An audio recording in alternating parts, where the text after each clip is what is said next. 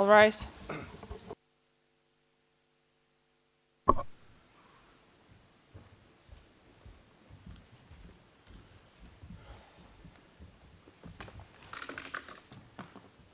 The Kosovo Specialist Chambers is now in session.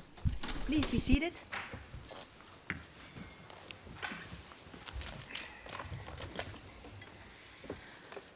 Good morning. Court officer, could you please call the case? Good morning, Your Honors. This is case KAC BC 2020-05, the Specialist Prosecutor versus Salih, Mustafa. Thank you, Madam Court Officer. First of all, I will call the appearances. Please, Mr. Prosecutor, could you tell us who is present for the Specialist Prosecutor's Office? Good morning, Your Honors, and good morning, everyone in and outside of this courtroom. The SPO today is represented by Mr. Jack Smith, the Specialist Prosecutor, Prosecutors Silvia Dascoli and Prosecutor Filippo De Minicis. Also with us is Julie Mann, our case manager, and I'm Cezary Michalczuk, the SPO Prosecutor. Thank you. Victims' Counsel, you have the floor. Thank you and good morning, Your Honors, and good morning, everybody. The participating victims are today, as yesterday, represented by Jack Proven as Junior Legal Associate, Rechi Vossenberg as Co-Counsel, and I am Annie Poos, Counsel in this case. Thank you. Defense Counsel, you have the floor. Good morning, Your Honor. Defense is represented by myself, Julius von Bonnet, counsel, my co-counsel, Mr. Betim Shala, Fatmir Belay, investigator and interpreter, and joining us via remote is Mr. Mustafa. Thank you very much. Thank you. And for the record, you're appearing before Trial Panel 1. On Tuesday and Wednesday, we heard the closing statements by the Specialist Prosecutor's Office and by the Victims' Counsel, and partly by the defense. And today we will continue with the closing statements of the defense. And before we will do that, I would like to say something to you, Defense Counsel. Yesterday we had a record amount of in-court redactions, and I urge you to exercise caution in this regard. And if there is information you should refer to that could identify the identity of protected witnesses, please require to go into a private session, and then we will discuss the issue in private session. Yes, I see you nodding. You indicated yesterday that you have you will need 1.5 hours, less or maybe less, but you will finish in the first session. If for any reason you need more time, please tell the court. Yeah, you have the floor. Thank you very much, Your Honor, and I have reviewed the documentation that I'm still to speak about, and I think I've managed also to find a possibility to do much more in public session, however briefly than sometimes going into private session in order to explain something. I think that will make it easier. Thank you very much. Having said that, Your Honors, the defense would like to now discuss the issue of the alleged torture of the 7 individuals. Torture, Your Honor, is found in Article 14(1)(c)(1) of the law. The war crime of torture is not in any manner defined under the law of the specialist chambers. It is only mentioned next to mutilation and cruel treatment. In order not to become repetitive, Your Honor, the defense reiterates its position on the characterization of the armed conflict, as well as the things we have said about the protected persons under Common Article 3 of the Geneva Conventions. Regarding the protected persons, the defense position on whether the individuals that were held would fall under the protected persons, it is in this regard the same. To that effect, we pointed out earlier that the individuals are not falling under the protection of the persons that are envisaged under Article 14 of the Geneva Conventions of 1949. The general position of the defense regarding this crime is the following. It is the position of the defense that Mr. Mustafa did not commit this crime. It is as simple as that.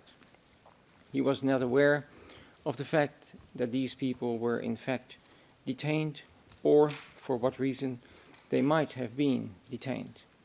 He does not know where they were detained. He has not ordered or instigated these crimes. Mr. Mustafa did in sum not commit any torture through the modes of liability as indicated by the SPO. There is no evidence that proves any omission by him. Torture would have been committed against any of these individuals, so no commission by omission. As previously discussed, he does not even know 3 of the 4 individuals that we discussed. The 4th individual, 03594, is someone he knew. However, the witness 3594 stated that he has never seen Salih Mustafa on the scene. And had 3594 seen Salih Mustafa, he would have said so. That was very clear in his testimony. In his words, even if he were my own brother, I would have not defended him. We discussed then the crime of torture. The Convention Against Torture and Other Cruel, Inhuman, or Degrading Treatment or Punishment was enacted in 1984 and entered into force in 1987. The definition of the crime of torture differs in the Convention on Torture from the way it is understood under Common Article 3 of the Geneva Conventions. The Geneva Conventions and additional protocols do not define torture. The ICTY defines torture for the purpose of humanitarian law as the following. For the crimes of torture to be established, whether as a war crime or as a crime against humanity, the following 3 elements must be met. There must be an act or omission inflicting severe pain or suffering, whether physical or mental. 2. The act or omission must be intentional. And 3. The act or omission must have been carried out with a specific purpose, such as to obtain information or confession, to punish, intimidate, or coerce the victim or a third person, or to discriminate on any grounds against the victim or a third person. It was in paragraph 235 of the Alibi case. Now, as for cruel treatment, the ICTY applied the following definition.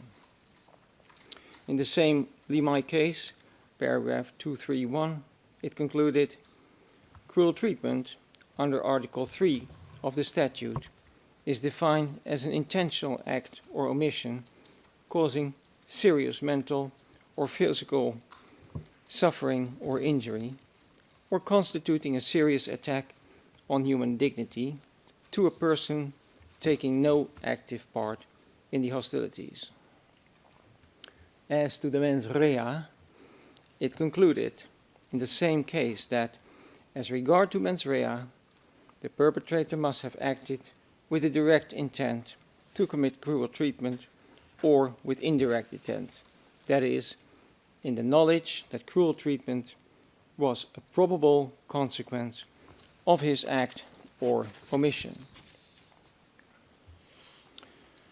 The Convention Against Torture of 1987 defines it as follows. For the purpose of this convention, the term torture means any act by which severe pain or suffering whether physical or mental, is intentionally inflicted on a person. This is where I stop. It goes further, that definition, but for the purpose of this discussion, this is the important part.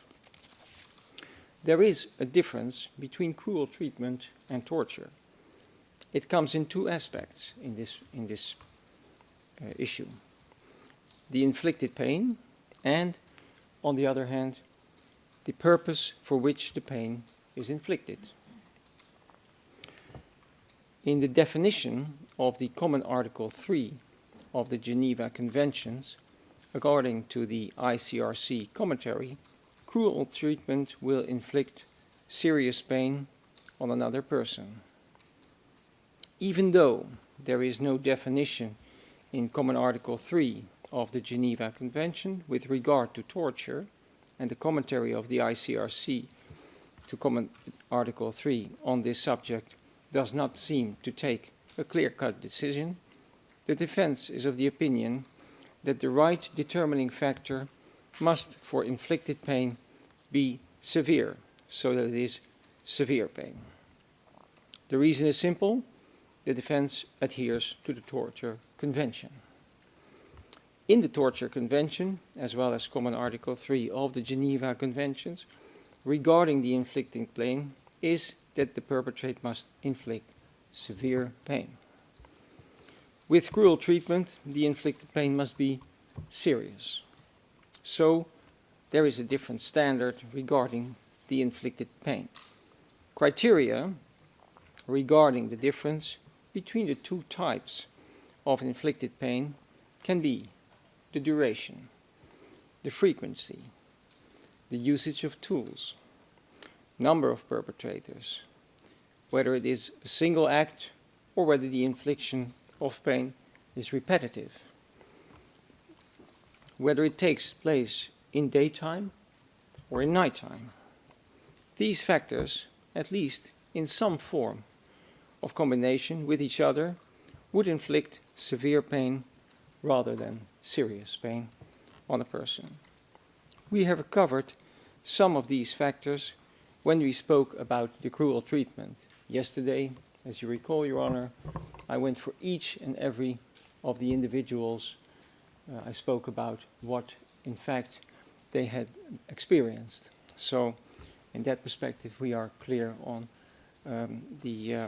what the witnesses have testified about. The second difference is that for torture, the severe physical or mental pain or suffering upon one or more persons must be inflicted for a particular purpose.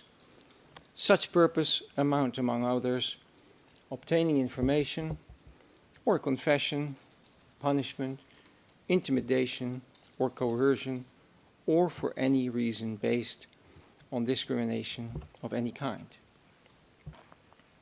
The special purpose.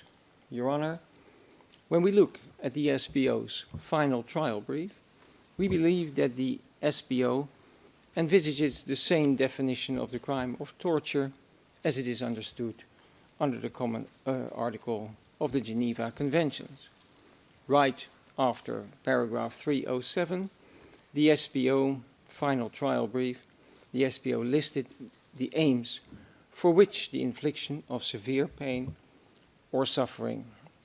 It listed the purposes of obtaining information, punishing, and coercing or intimidation. Your Honor, there is the defense, the defense is of the opinion that there is no evidence of a special purpose as envisaged in the definition of torture, be it the definition of the Convention, be it the ICC elements of the crime, or be it the standard that was applied by the ICTY. It is simply absent in this case. There is no evidence for these purposes. W1679 was, by his own account, accused of something, being a spy, but no particular aim comes out of the statement regarding the aim. that questions had. In fact, there were very little questions asked. The questions that he received were general in kind. Who are you? Was a question. And why are you here?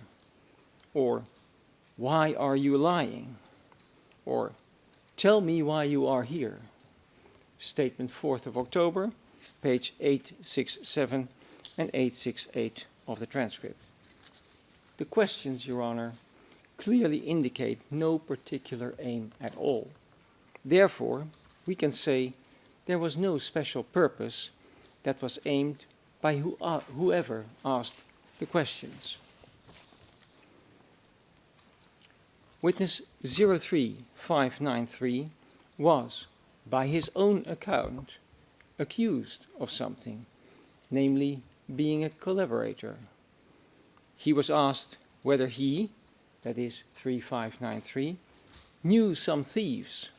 Statement 20 September 2021, page 409, 410 and 410 of the transcript, as well as page 438. Now, Your Honor, an accusation does not imply any specific purpose of a perpetrator. It is a simple it is a simple suspicion or accusation that can be made. One cannot derive from such a comment whether such statement is aimed for any particular purpose. And regarding the question whether he knew some thieves does not amount to any special purpose that is enumerated in the title of the paragraph of the SBO's final trial brief.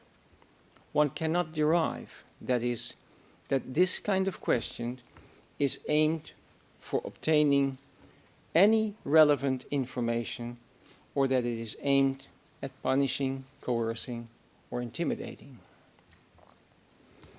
W3594 is the next witness, and he, 3594, by his own account, was not accused of anything. In his statement, he speculated himself about the reasons of his arrest and detention. He speculates on it simply because he was never told why he was detained. Close reading of the transcript reveals that he did in fact state nothing of any kind of question that was being asked during the conversation. The SBO called this interrogation. During the conversation with the people in the room that he described directly upstairs from the barn where he was kept. The transcript reads as follows. Question: do you think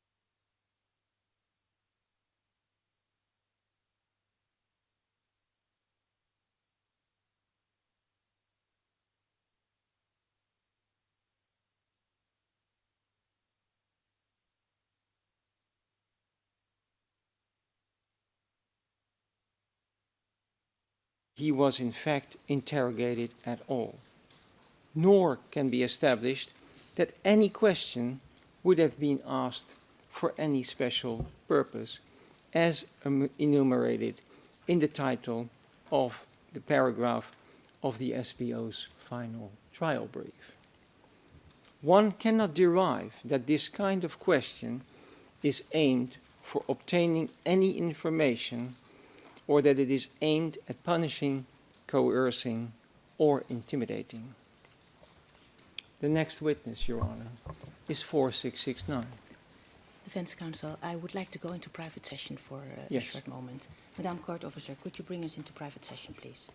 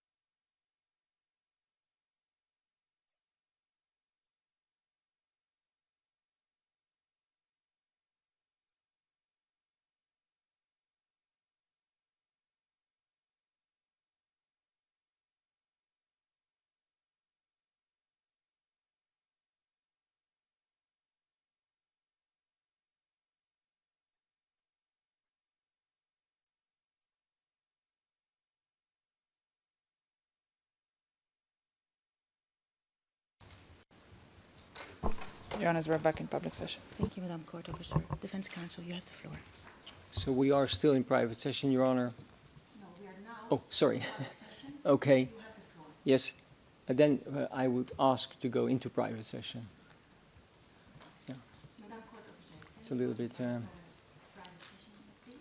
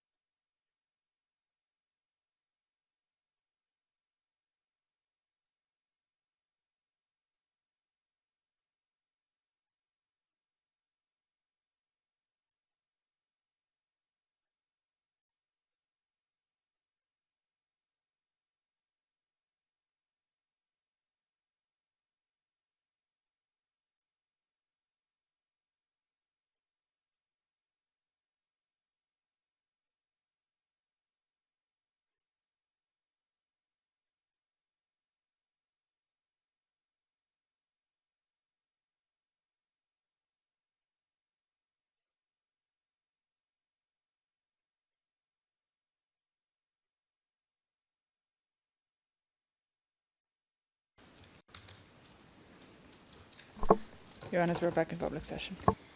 Defense counsel, we are in public session. You have the floor. Thank you very much, Your Honor. Unidentified person 1 has never been identified or heard in court, so we have no evidence regarding whether he was asked any question for a special purpose. The alleged victim of the murder in this case has never been heard in court, so we have no evidence regarding whether he was asked any question for a special purpose. The evidence of 1679 is only about what his alleged murder victim was accused of, not whether any particular question was asked that served any particular purpose. 1679 said only something about of what the victim was accused of, not what he was questioned about. And 3594, regarding this person, said he was called a thief. Then I turn to unidentified person 2. Unidentified person 2 has never been heard in court, so we have no evidence regarding whether he was asked any question for a special purpose. According to hearsay testimony of 1679, he was accused of something, namely being a spy. Once again, and this is the only thing that has been told about this person, once again, an accusation of any kind does not amount to a special purpose that anyone might have had when inflicting pain on this person. Therefore, it can simply not be established whether, for any of the people that have been detained, questions were asked for any special purpose. Therefore, there is no evidence. As for the accusations that were allegedly made, due to their general nature, no particular purpose can be inferred of these. One can simply not say or imply that the general nature of the questions or accusations serves the purpose to obtain some kind of information or some kind of specific information. If one asks, "Why are you here?" then what specific information is being sought by the perpetrator? Or what has the question, "Are you a thief?" has to do with the armed conflict? Such nexus is only assumed by the SPO, but no evidence to that effect has been produced or displayed. It can simply not be deducted from any of the questions of people who only speak on and by their own account that any special purpose would have been sought by the perpetrator. Let me turn then to another topic, Your Honor, and that is the concurrence of offenses, concours d'infraction. Defense Counsel. Yes. One point I would like to make for the record, that the person you have indicated as unidentified person 1, yes. Yesterday we have been using his name in court already, yes. which was Burmak. So for not to complicate things, the second name has been Yes. should not be named, but this first one you can name in your future submissions this morning. Thank you very much, Your Honor. We then continue with the concurrence of offenses or concours d'infraction. Let me begin to say, Your Honor, that the general principle of criminal law is that the definition of a crime shall be strictly construed and shall not be extended by analogy. In case of ambiguity, the definition shall be interpreted in favor of the person being investigated, prosecuted, or convicted. The defense first examines concurrence as it relates to the umbrella laws of war crimes under international law, as the title of Article 14 of the Law of the Specialist Chambers reads, addressing the elements that could be invoked when the laws of 14c(1) on cruel treatment and torture is applied to different factual scenarios. Between the two crimes, there are two elements that, if applied in a particular case, could be relied upon to prove one crime, but not the other. In such case, there would be no overlap of elements. First, and most fundamentally, Your Honor, the two crimes of cruel or torture would, by their very nature, be committed through the infliction of severe physical or mental suffering or pain. Thus, the element could be the same, given the right factual circumstances. Second, under the Geneva Convention, Common Article 3, the enumerated crimes must be committed specifically against a civilian population. Third, where the prosecution case is based on the same grounds, the same element would be the same. In this case, the ground to inflict pain on detained people. Fourth, torture requires to produce evidence that at least one of the enumerated purposes was the reason to inflict the pain on the detained people. In sum, the defense finds that one may have specific intent required to commit cruel treatment that may also fulfill the same intent requirement for torture, while carrying out acts that satisfy the material elements of both crimes. The protected interests. I address this topic in relation to the what I would call social interest element. In relation to protecting differing social interests, the elements of the two crimes may overlap when applied in some factual scenarios, but not in others. Under the crimes of cruel treatment and torture, the social interest protected is the prohibition of the infliction of severe pain to the protected class of persons. The class of persons in both cases under the law is limited to the civilian population.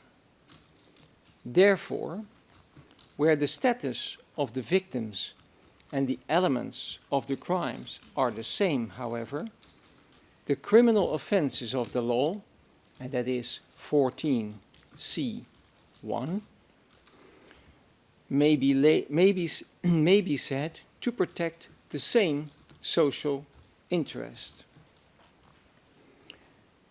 Salih Mustafa is charged cumulatively with cruel treatment under count 2 and torture under count 3.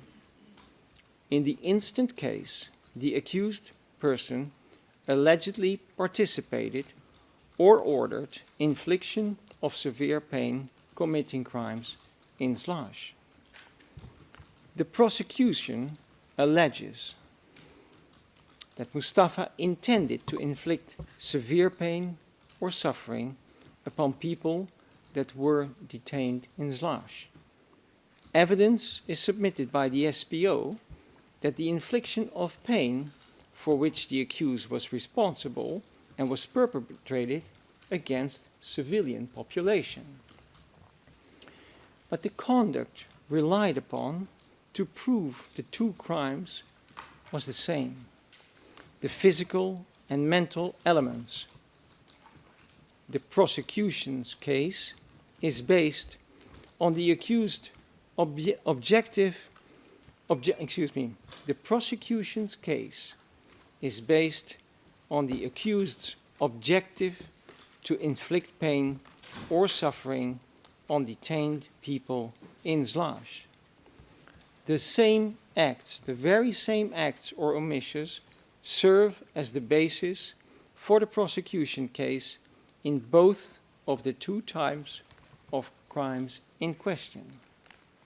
For example, the severe infliction of pain element, which is required to meet the criteria of cruel treatment, also served to prove that the acts perpetrated by the accused were torture acts, namely the infliction of pain or suffering with the intent to obtain information, punishing, coercing, or intimidating the people that were allegedly detained at the Slash detention compound. With regard, Your Honor, to the mens rea, it is the same intent that has served as the basis for both types of crimes in question. Therefore, the elements and the evidence used to prove these elements were the same for the crime of cruel treatment and the crime of torture in the instant case. The victims held the same status, whether they were victims of the cruel treatment acts or of the crimes of torture acts.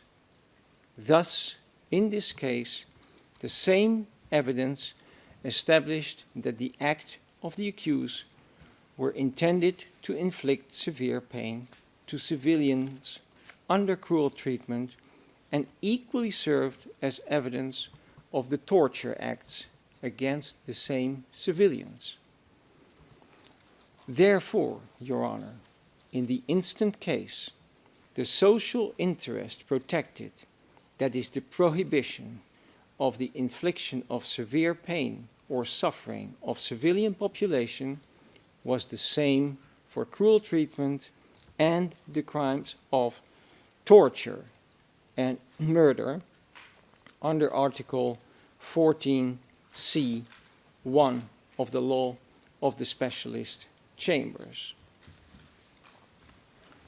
The defense finds that the element, excuse me, Your Honor, I say the last sentence again because I made one mistake. Therefore, in the instant case, the social interest protected, that is the prohibition of the infliction of severe pain or suffering of civilian population, was the same for cruel treatment and the crime of torture under Article 14c(1) of the law of the specialist chambers. The defense finds that the elements of the crimes are the same for both of crimes, and that the evidence used to prove one crime is also used to prove the other. The evidence produced to prove one charge necessarily involved proof of the other. The culpable conduct, that is, infliction of severe pain or suffering, relied upon to prove cruel treatment, also satisfied the actus reus for torture. The alleged mens rea element in relation to both crimes was also the same, that is, to infliction of severe pain or suffering on civilian population. Finally, the protected social interest in the present case surely is the same. The class of protected persons, that is, the victims of these acts for which Mustafa was allegedly responsible, were civilians. In the factual scenario, in the present case, the crimes of cruel treatment and torture overlap. Therefore, there exists a concours d'infraction idéal, or the concurrence of violations or infractions with regard to the two crimes within the single crime site, that is to say, these offenses were the same in the present case. A single set of actions or conduct fulfills the conditions required to constitute various offenses.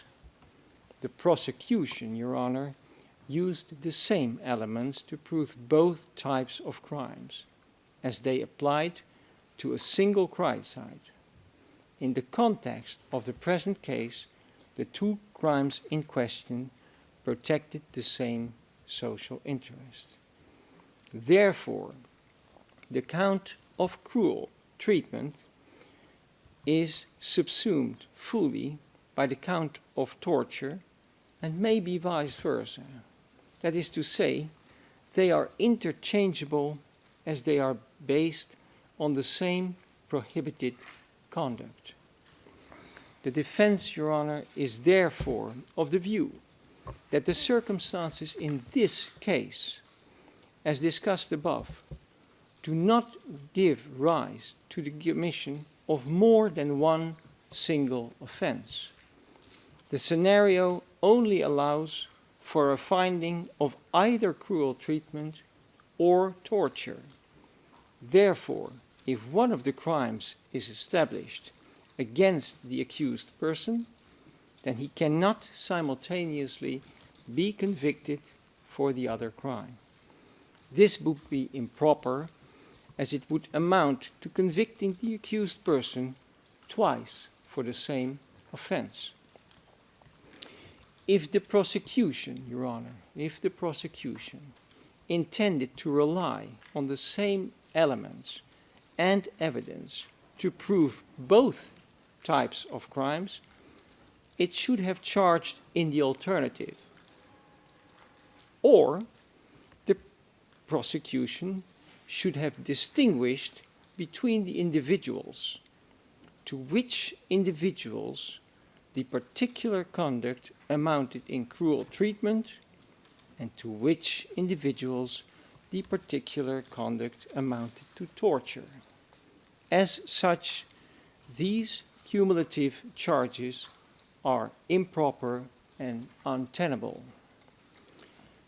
Regarding the concurrence of offenses, the defense is of the opinion that there is in this indictment, based on the facts of the case, a concurrence of offenses, a concours d'infraction, and it is the position of the defense that one cannot be charged for the same set of facts, or better to say, the same set of acts for two separate crimes. The alleged infliction of pain to the witness that have been heard in court cannot be qualified two times, in particular because the acts that were allegedly committed to the four witnesses were one and the same. The acts that were committed can only be either one of the two crimes. They cannot be the same, especially in the case when we look at the torture, we look exactly at the same acts as the acts that fall under cruel treatment. The acts to each of the four SPO witnesses were committed in one action. If one such action would amount to multiple crimes, there is no distinction that can be made between the two crimes. I take out for a moment the special purpose that is necessary for the torture. Then what is left is the beatings, the inflictings of pain. But such beating or infliction of pain cannot be qualified under the two separate crimes of both cruel treatment and torture. Therefore, it is the position of the defense that there must be made a choice in qualifying these acts if they were to be established at all. I finish here where I started. It is a general principle of criminal law that the definition of a crime shall be strictly construed and shall not be extended by analogy. In case of ambiguity, the definition shall be interpreted in favor of the person being investigated, prosecuted, or convicted. The defense position is that Salih Mustafa cannot be convicted for both the crimes of cruel treatment and torture. I turn to the murder, Your Honor. The prosecutor, Your Honor, claims that for the evidence presented, the victim was killed by members of the BI unit. However, the prosecutor has not provided us with any material evidence to prove that the victim was that the victim was killed, or the cause of death of the victim. Likewise, the prosecution has not provided any evidence to prove the time of death and the place of death. The only evidence that the prosecutor has offered for the testimony of the victim's murders are the photos ERN number SPOE 00209-313 until 320, and which the witness 04676 took at the scene at the time when the victim was exhumed. At the time when the victim was exhumed,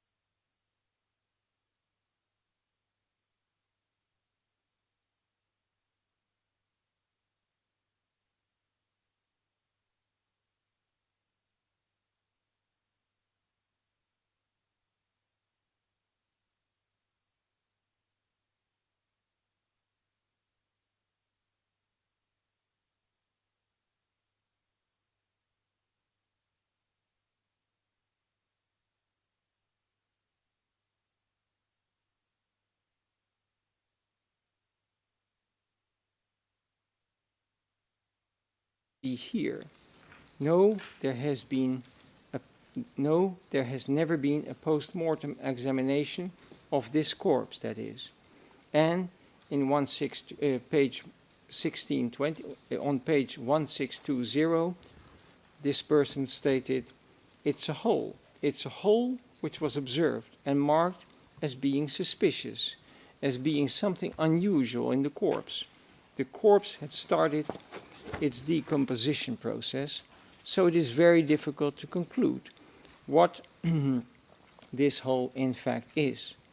And the question of the prosecutor on page 1620 of the same testimony date was, did anyone check whether there were other similar holes on parts of the body? The front, back, other sides? And the witness stated, no, we didn't continue with controlling the corpse any further, so this was the process of identification of the clothes that the person was wearing, and the description was enough for us to ascertain that's the body of the late victim. I have not managed to identify any other sign, because, like I said, the corpse was in the process of being decomposed, and it's very, very difficult to identify other marks on the corpse in this point in time. On page 1627, the witness continued, however, in those circumstances, it was difficult to identify whether there was a bullet or not, a shot in the body, because we were not forensic expert. No pathologist was there, and no other type of experts was there in order to identify what the origin of the hole was.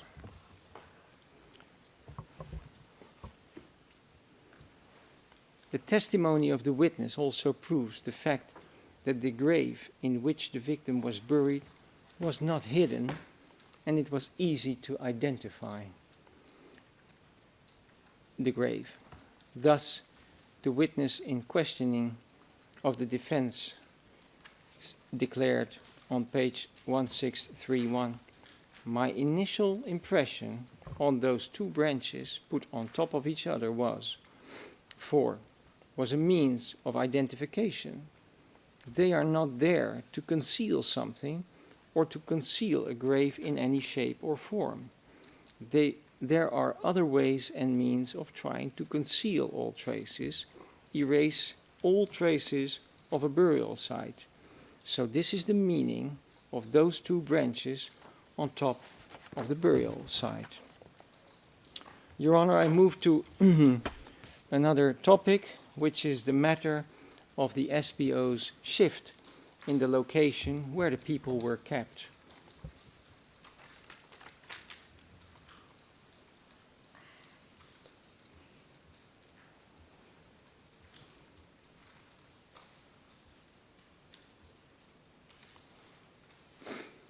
The matter of the SBO shift in the location where the people were kept. In the decision of the panel of 8 September 2022, filing F471, the panel asked the SBO to clarify which of the specific buildings located in what the SBO calls the ZDC were allegedly used to detain, interrogate, and mistreat individuals during the time frame of the charges.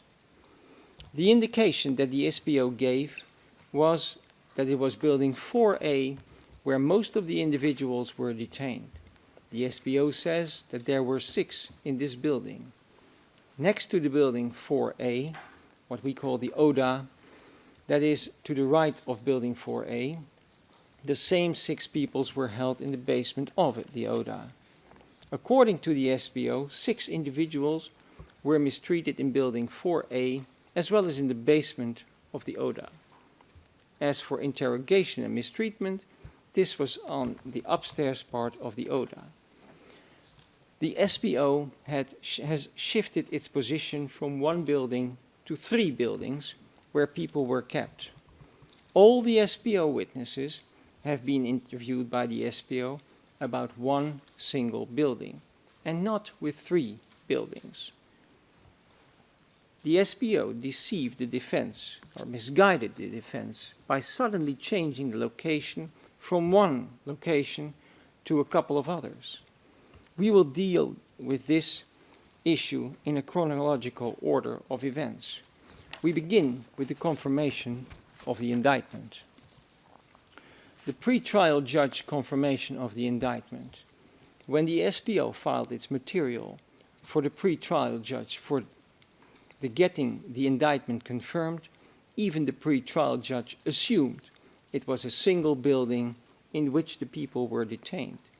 In the decision to confirm the indictment, the pre-trial judge considered, regarding to arbitrary detention, and I quote the paragraph 95 of his decision, regarding the material elements of the crime, the pre-trial judge finds that the supporting material indicates that on or around the 1st of April, at least 6 detainees from different locations across Kosovo were taken into custody by KLA members and subsequently detained at the Salih detention compound. The detainees concerned were kept in a room that was locked with chains and guarded. 6 detainees were kept in custody for 18 days until around the 19th of April. A 7th detainee was in custody for 3 days. Regarding the cruel treatment of the people, the pre-trial judge considered, and I quote the relevant portions of the paragraph of the confirmed indictment, paragraph 104, regarding the material element of the crime, the pre-trial judge finds that the supporting material indicates that between the 1st of April and the 19th of April, KLA members caused serious physical and psychological injury and suffering upon at least 6 detainees at the Salih detention compound. The conditions of the detention were wholly inadequate. Detainees were deprived of liberty without due process of law. They were kept in a barn for animals with hay on the ground no proper window or natural light.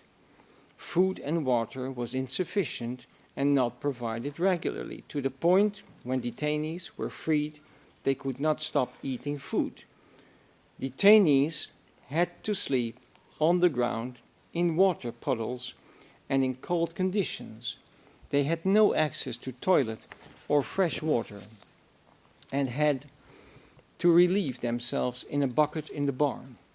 Not only was there no medical care, but detainees were beaten if they asked for a doctor.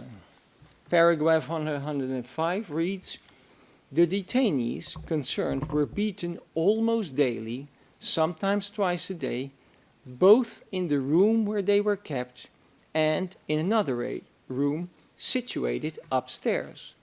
From the barn they were kept, detainees could hear the other inmates screaming while being beaten upstairs before they were taken back to the barn.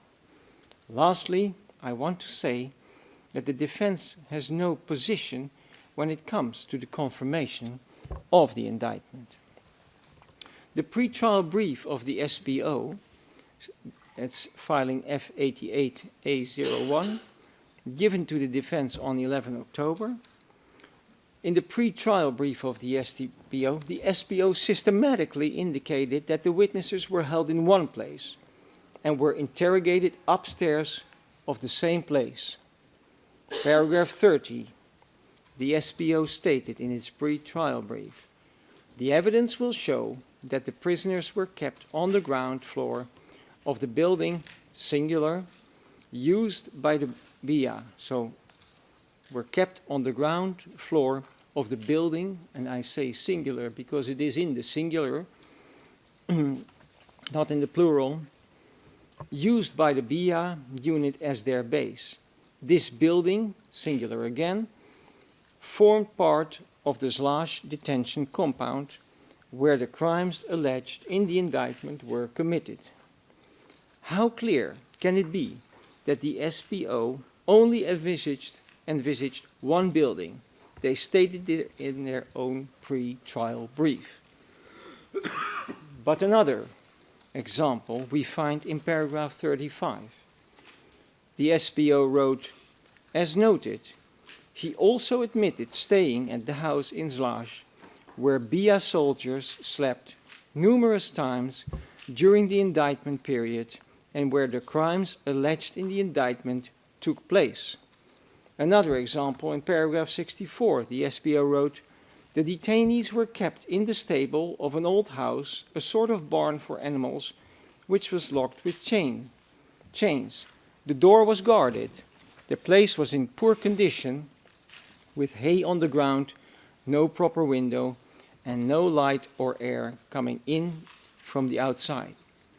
But even the evidence that they produced in the pre-trial brief, citing the very witnesses that we are discussing, will give some examples. Paragraph 69. W3593 heard other detainees being beaten on the floor above the stable where he was detained. Paragraph 71, for example, 04669 was beaten both in the stable and upstairs. When upstairs, he was once told to take off his clothes on the upper part of his body and was beaten on the back and his shoulders with a rubber police baton by 2 KLA members in black uniforms. 3. Then we have the witnesses. 1679 was shown a picture of the ODA, that is SPOE 128388.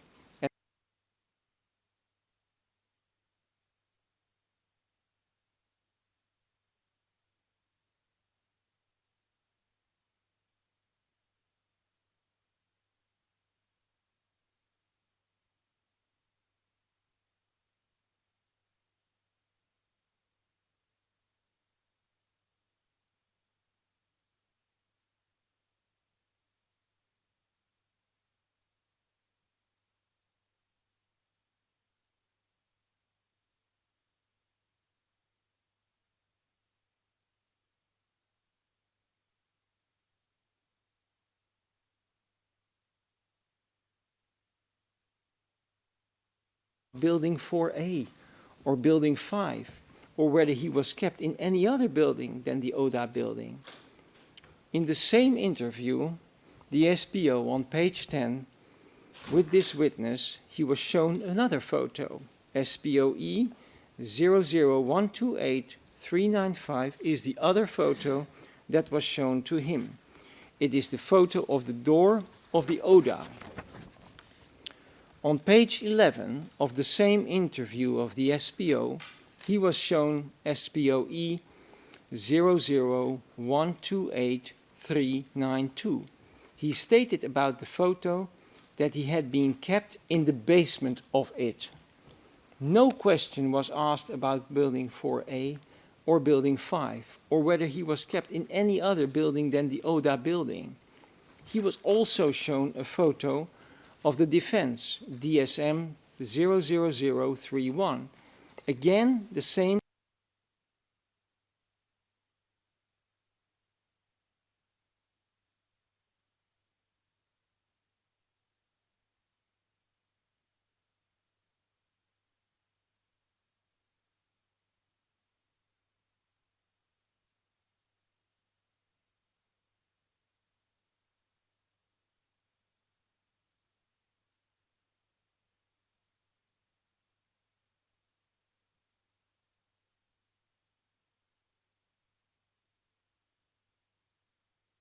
Similar to the one I remember. So there was this building, which was on the lower ground, and there were two other buildings which were on the higher ground. And this looks more familiar to me. This is very, very familiar to me. I can see here even the stairs, and I think it is a better depiction of the place. From the very beginning, it has been clear that the defense that it was the ODA that was envisaged by the SPO, as well as the SPO witnesses. All of the witnesses had to indicate on a photo where they would have been, and all of them indicated one and the same building. W3593.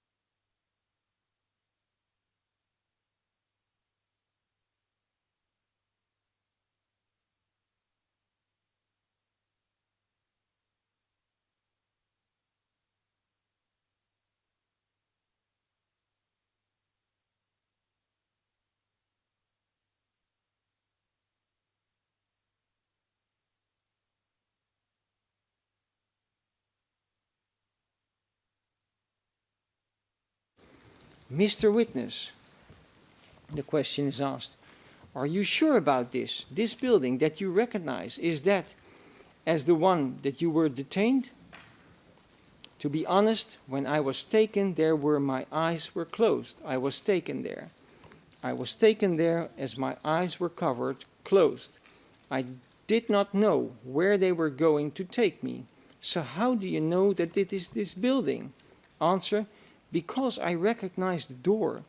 When I was taken there, I had a look at the door, and it was like a place where the animals were kept. Again, no question was asked about building 4A or building 5, or whether he was kept in any other building than the ODA building. The identification of the entire building just by its door has of course no probative value. The door, as it is not so special that you can recognize the building. It is just like any other door, which is not particular in the area at all. Even though the SPO questioned the witness about it,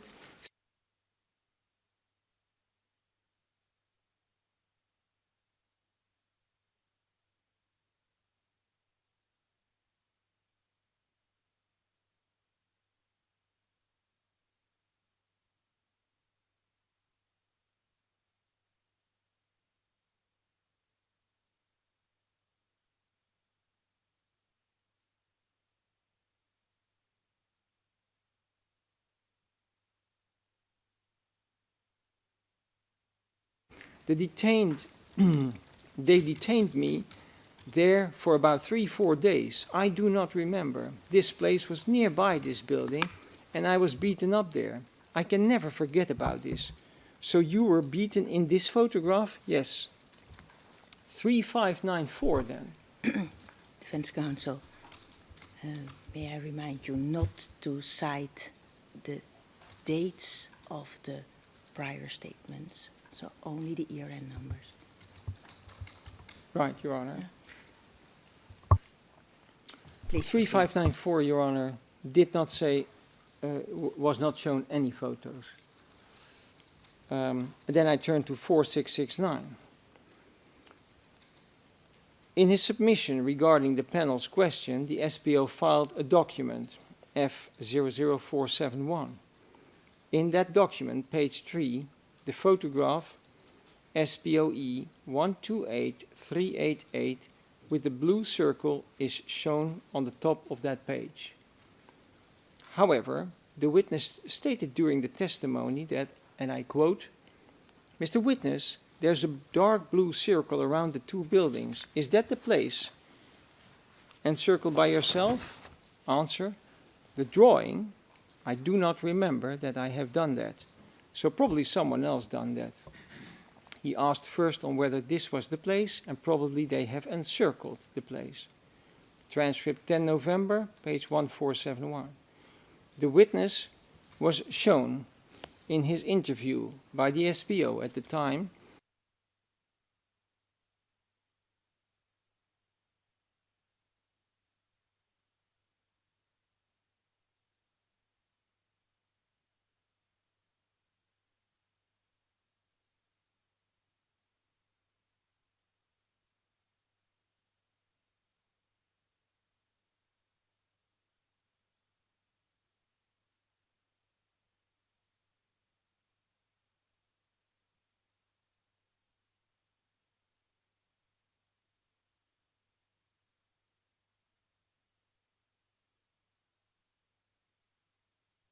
Sorry to interrupt you, but you have now quoted again a date of a prior statement.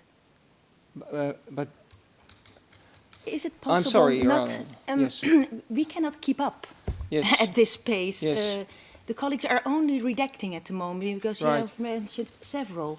Yes. And I don't know how I can be more clear. Yes, I'll ask to go into private session, Your Honor.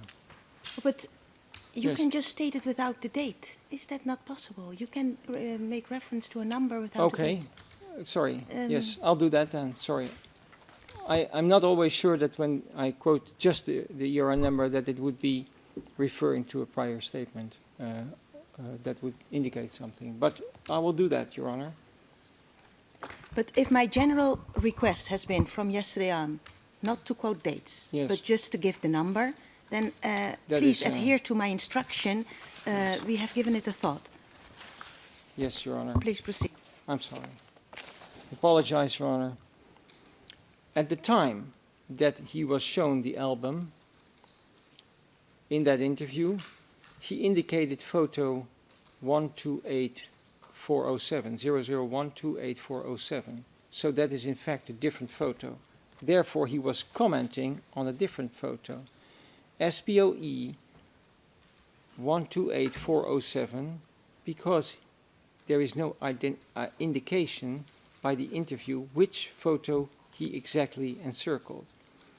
At the time he was asked, can the witness encircle 2 buildings that he believes to recognize, and so that we exhibit that page, that photograph, it was not recorded which particular photo the witness encircled. And he believes, as the transcript of the hearing indicates, that he did not encircle it himself. So the defense position on this issue is that it was not the witness who has encircled this place, and therefore he did not indicate whether in fact that building was the one where he was kept. He said, they seem to me the one, it is that one of those in the place. They seem to me that one of those is the place. Understand me, because this is 20 years ago. It is difficult for me to know, to say with certainty when it was. And also, we were kept inside. We only saw the place when we were brought in and when we left the place. SPOE 08203 SPOE 082023 TRET Part 2, page 29, 13. We want to make crystal clear that from the above issues that we have put forward, it was a single building that the SPO envisaged. Now to change, a week before the commencement of the oral arguments, the entire location, in the sense that the SPO puts forward different buildings in their answer to the panel, we think this is unfair. The accused has a right to a fair trial. When the defense is being deceived or misguided in this manner, the defense must have a chance to hear the witnesses on those issues. That is where they were exactly located. That is where they were exactly located and with whom they stayed. Let us not forget that the SPO suddenly comes with the fact that 4669 was detained with 2 unknown individuals, but by his own account, he saw the alleged murdered person of this indictment. 1679, 3594, and 3593 never mentioned the alleged victim murder in this case wasn't there for 2 nights at least. 1679 said that 04669 was there with him the entire time, and that for as long as 04669 was detained there. By his own account, 4669 was with the alleged murder victim and the 2 people that were older than 4669 was himself. So how can that be possible? W1679 is not telling the truth, or 4669 is not telling the truth. They cannot be reconciled, these 2 witnesses on the very same issue. Now the SPO says 04669 was in building 5, but 01679 says that he was in the ODA building. So with who was 1679 now? And how can it be that the SPO says that 4669 is in another building, that 4669 is in another building? 4669 said himself that he was with the alleged murder victim. 03495 says nothing about being with 4669. Does that simply mean that 01679 is not telling the truth about the fact that he was with 04669? If we take the stories of 1679, of 3594, and or 3593, or 4669, we cannot determine who was with who. How can we make, Your Honor, a conclusion based on the facts and the testimony about who was with who and in which building the SPO tries simply to construe it in a manner that it will fit the case? I do not care about an objective determination that these stories cannot be all true on the same points. The SPO tries to construe this at the very last moment, try to change the amount of buildings in which the people were kept. They simply try to spin the testimony in a manner that it will fit somehow, but that shoe does simply not fit. Can the SPO explain how on earth it is possible that 1679 is already in the barn and sees there the alleged murder victim? The alleged murder victim did arrive much later than 1679 did. If the SPO had envisaged more buildings, then the defense would have had the opportunity to interview other people, people who might have used those buildings. At least we would have investigated that. As far as the defense is concerned, the witnesses that have been heard should be heard again, so that we can make at least a determination of which buildings would have been used by possibly other people. The defense would have had that opportunity to look for other people that might have occupied those buildings if they would have been occupied at all. We did not, but focused on the single building that all the witnesses had focused on. Our investigation would have looked different. The defense came up with people that were located on the scene, but not necessarily the buildings 4A or 5, simply because, simply because we, like the pre-trial judge and the witnesses stated, looked each time to what was indicated by the witnesses. This course of events gives clearly rise to an unfair trial, and the accused has the right to a fair trial, as it is enshrined in many laws and treaties. To suddenly, 1 week before the end of the trial, change the configuration of buildings in which the people were kept is unfair to the accused and to the defense and their investigations. We came up with people like Teuta Hadri, Ibadeta Chanoli, Selatin Krasnici, Mohammed Ayeti. These people were there on the ground at the Salih compound, and these people were working in the Oda. Some of them even brought patients to the Oda, as it was transformed in a place where people could be operated. But we could have asked other people, for example, Mrs. Humoli, who was there on the scene, or anybody else that could have told us something about other buildings in that place. Obviously, our position is that the SPO witnesses in this case have not been detained at the compound at all. It was simply impossible, because many more people were staying there as internal displaced people. But let it be clear, if the panel would really consider that it is possible for the SPO to change its position, then the defense wants to hear the SPO witnesses again, and we want to have time to investigate any other person that we can find that was on the scene and possibly can tell us information about the usage of buildings 4A and 5.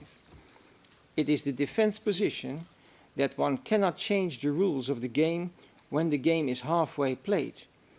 And as for the SPO, it cannot change suddenly its position or change the basic facts from which we had to work from the beginning. And I add that even the pre-trial judge has been misguided, at least it looks like that, by the SPO if we take a look at his decision to confirm the indictment. His idea about it, and we can see that in the citation of his decision, is that it is one and the same building, not multiple buildings. The SPO has to act in a manner compatible with the fair trial and human rights standards. They may not knowingly make incorrect statements or facts to the specialist chambers, and the defense is of the opinion that they knew very well, as they have presented the case, that the facts, as they had presented them initially, fundamentally differ from as it is being presented now, based on the arguments forwarded by in this part of our oral arguments. We believe that the indictment, as it is confirmed, assumes that it is a single building in which the people were kept and detained.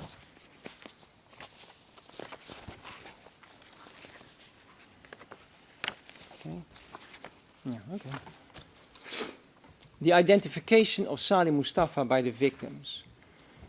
W3594 and 4669. These two witnesses neither saw Salih Mustafa when they were in Salih, nor was Salih Mustafa present when they were interviewed or when the witness 4669 got beaten. From the testimony of 1679, it cannot be proved that on one day of the arrest of the witness, the commander who interrogated the witness introduced himself as Commander Salih, as the witness saw Salih Mustafa while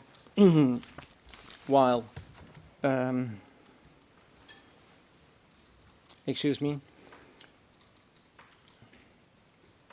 I start again, Your Honor. From the testimony of 1679, it cannot be proved that on one day of the arrest, the witness, from the testimony of 1679, it cannot be proved that on the day of the arrest of the witness, the commander who interrogated the witness introduced himself as Commander Salih, as the witness saw Salih while the witness was in Salih. I quote even from the document F00417A02, and that is page 8. It is the IMO document. When asked, the subject says he didn't know who the men from the special unit of the commander were, and that he had never seen them before. He learned their nickname from his fellow prisoners, which is also how the men referred to each other. He remembered that there were a lot of men from a special unit in and around the building. They wore black uniforms. The subject indicates that 7 of 8 of them, including the commander, were involved in the torture at different times. On the prosecutor's question, on page 868 of the testimony of this witness, that is of 4th of October, did you hear other soldiers addressing the commander in any other ways? The witness states, no, just commander. I heard one of the soldiers saying that, commander, we brought this young man here, and I learned that he was the commander. Next, the prosecutor questioned the witness, what did you mean? What do you mean? I learned later that he was commander. The witness replied by stating, well, I knew that I was taken before a commander, but his name I didn't know then. He did not introduce himself. I was just taken before him. Despite the fact that the witness 1679 is more than clear that when he got arrested he was sent to the commander did not introduce himself by his name. The prosecutor continues with questions about that situation on page 873 of the official transcript of the 4th of October. The question is, so, do you know, once you were taken to this building, to the room, the commander introduced himself as Commander Salih? The witness states, there I knew it was that this person was Commander Salih, and I heard his colleagues call him Salih. I knew that this person was Commander Salih. So the witness with his own answer proves the fact that at no time Commander Salih present in the room introduced himself as Commander Salih.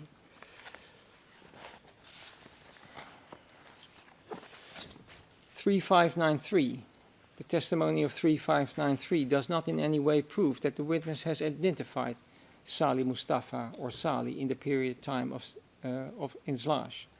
3593 in his testimony given during the trial hearing stated that he did not identify and had no possibility to identify any person from those who beat him up because his head was covered with a bag. Page 410 of the transcript. The witness also states that he did not even see the clothes of the people who beat him up since it was very, very dark and they intended to use batteries. The witness testified that none of them had headgear. Page 310 of the transcript. The witness considered that the accused is the person who put the revolver to his head. Page 411 and 412 of the transcript, as he later realized that the accused is the only person who had a red head. Page 412. Even though at that moment he didn't see anything. So he didn't see if the person had a red head or not. Page 413. And also, at the moment, he didn't even hear that the present persons were called by another name. The witness also, in no case, he heard anyone giving any order or instruction about what to do, or that anyone addressing the person who pointed the revolver at his head. That is page 414 of the transcript. The witness stated he was wearing a uniform and he had a red head. So if I see him today, I would not recognize him. I would not recognize him because he has no interest for me, and I hope that I never see this person in my entire life. The witness is in the second case, when he was beaten, did not hear that anyone called him by the name or nickname, page 426. The witness testified that during the time they beat him up, both in the first and the second case in Slash, he did not hear anyone being addressed as commander. According to the witness, he was later told by others that the accused was the location where he was held and that he was the main person there. Page 427 of the transcript.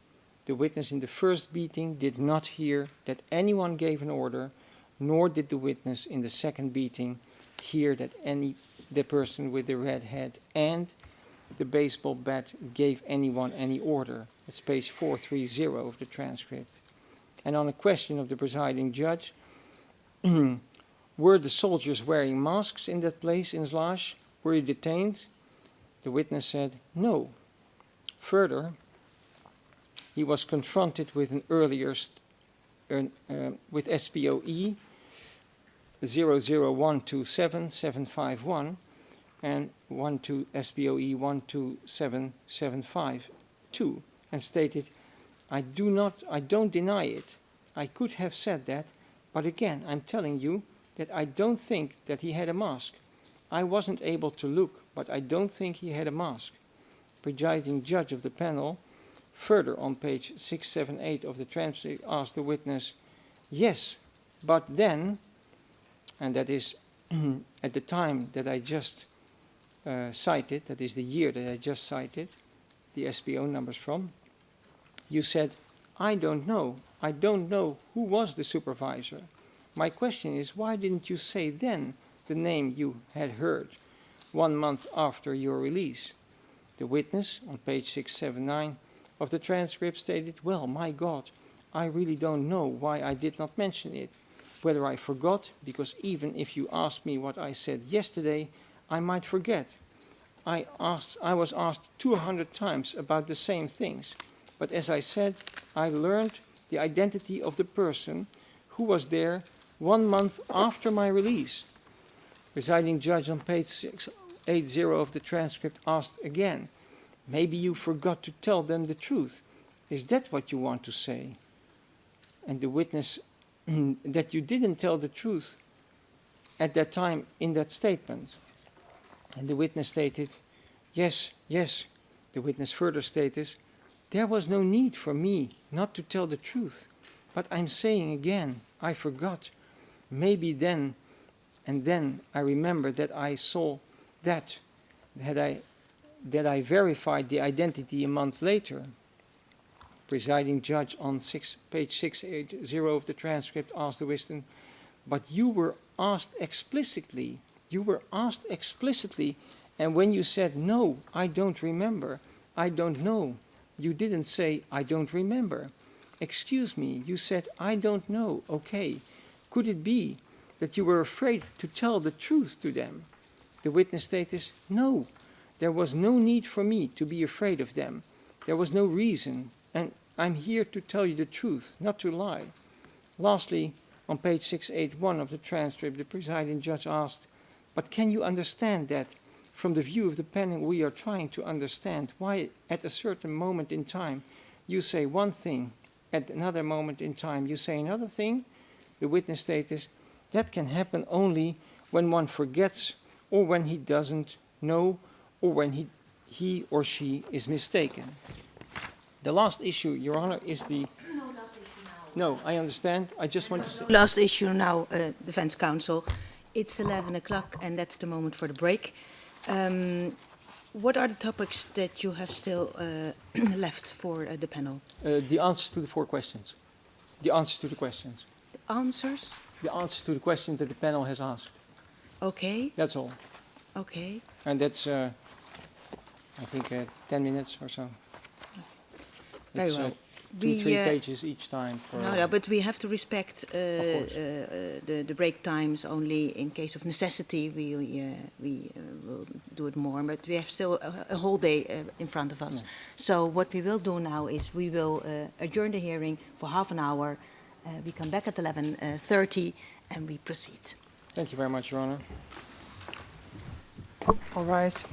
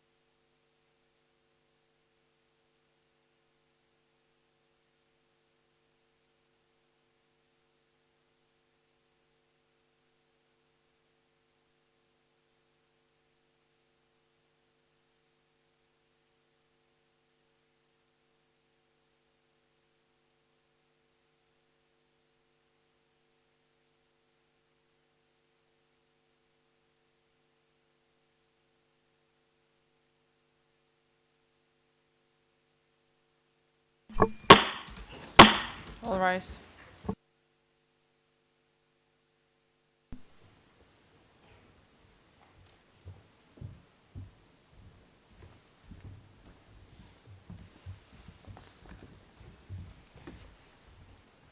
Please be seated.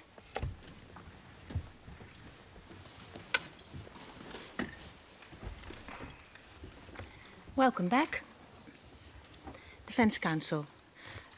Before I give you the floor, I do a quick round of to see if everybody, what the composition of the courtroom is. Specialist prosecutor's office. Your Honor, the composition is almost the same. Right now, Mr. Jack Smith is not with us, but I hope he'll join us in a moment. Okay, very well. Thank you. Thank you. Victims Counsel, I see that you are in the same composition. Yes, we are, Your Honor. Very well, and that goes also for the defense team. And I see that Specialist Prosecutor has arrived for the record, and we have Mr. Mustafa on a video link. Very well. Defense Counsel, you have the floor to continue. Thank you very much, Your Honor, members of the panel. We get now to the answers to the questions that the panel asked in the filing 471. The first question of the panel was, is the panel bound to apply any subsequent more lenient sentencing range for the crime provided in Kosovo law, or does the wording shall take into account suggest that the panel should only be guided by such subsequent more sentencing range, if any? The defense submits that the panel is duty-bound to apply any more lenient sentencing for the crime provided in Kosovo law. The wording shall, even in the context shall take into account, simply means that it is imperative to do so. Otherwise, the wording would have been can take into account.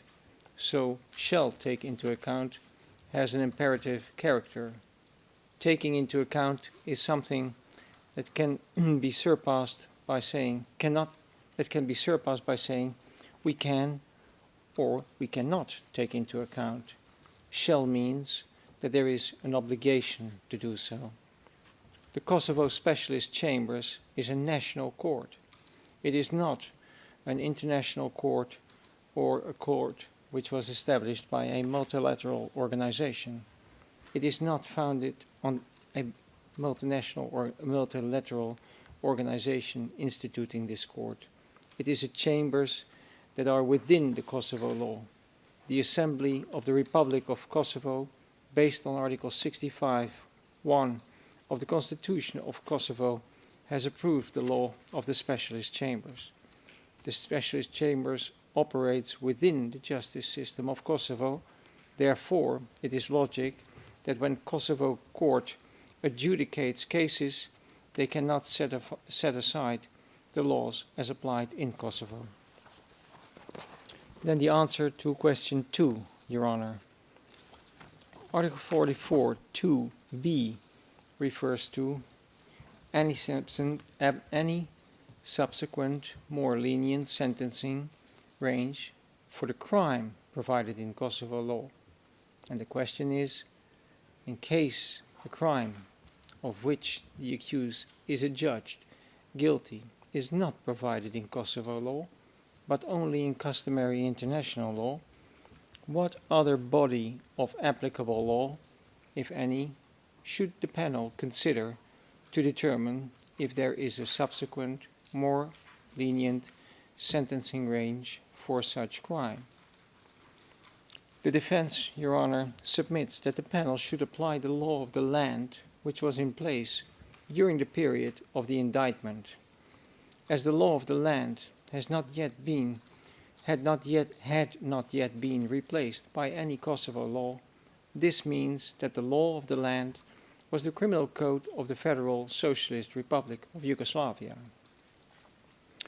In addition to the criminal code of the SFRY of Kosovo in 1977, the criminal law of the Socialist Autonomous Province of Kosovo of 1977 was in effect during the period of the indictment.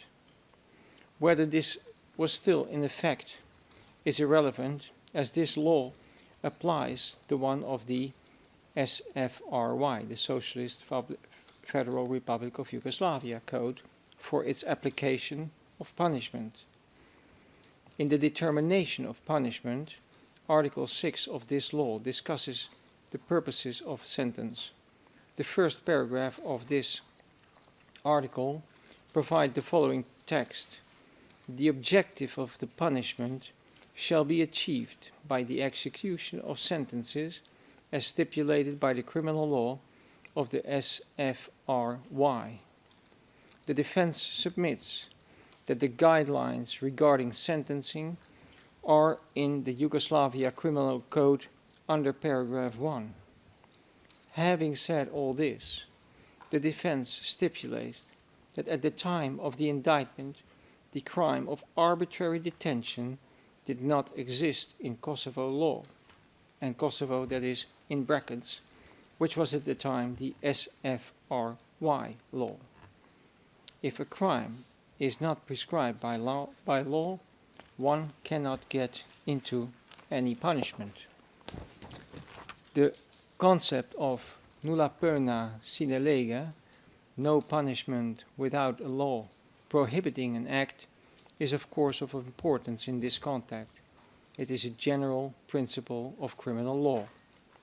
The law of the land at the time that the acts were allegedly committed was that of the Criminal Code of the Socialist Federal Republic of Yugoslavia of Kosovo in 1977.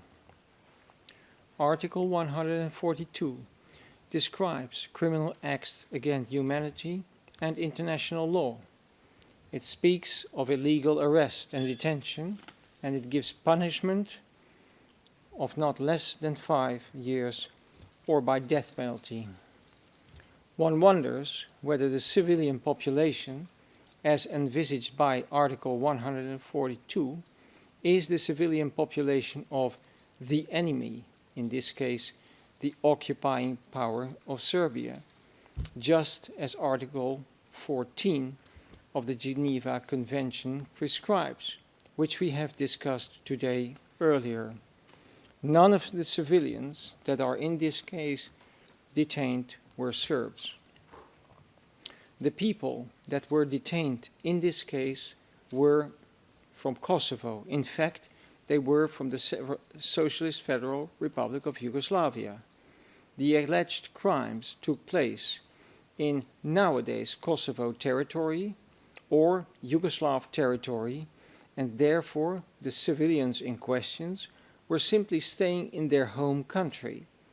But the article obviously tries to protect civilian population from the enemy.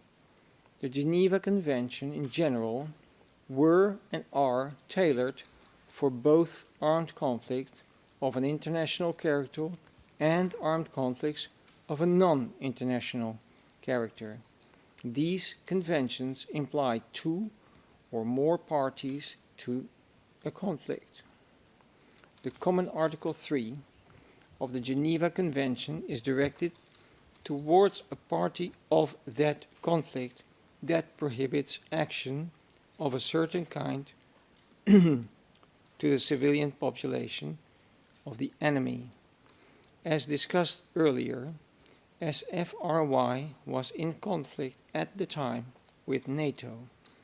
The civilians in this case were not protected as they were nationals.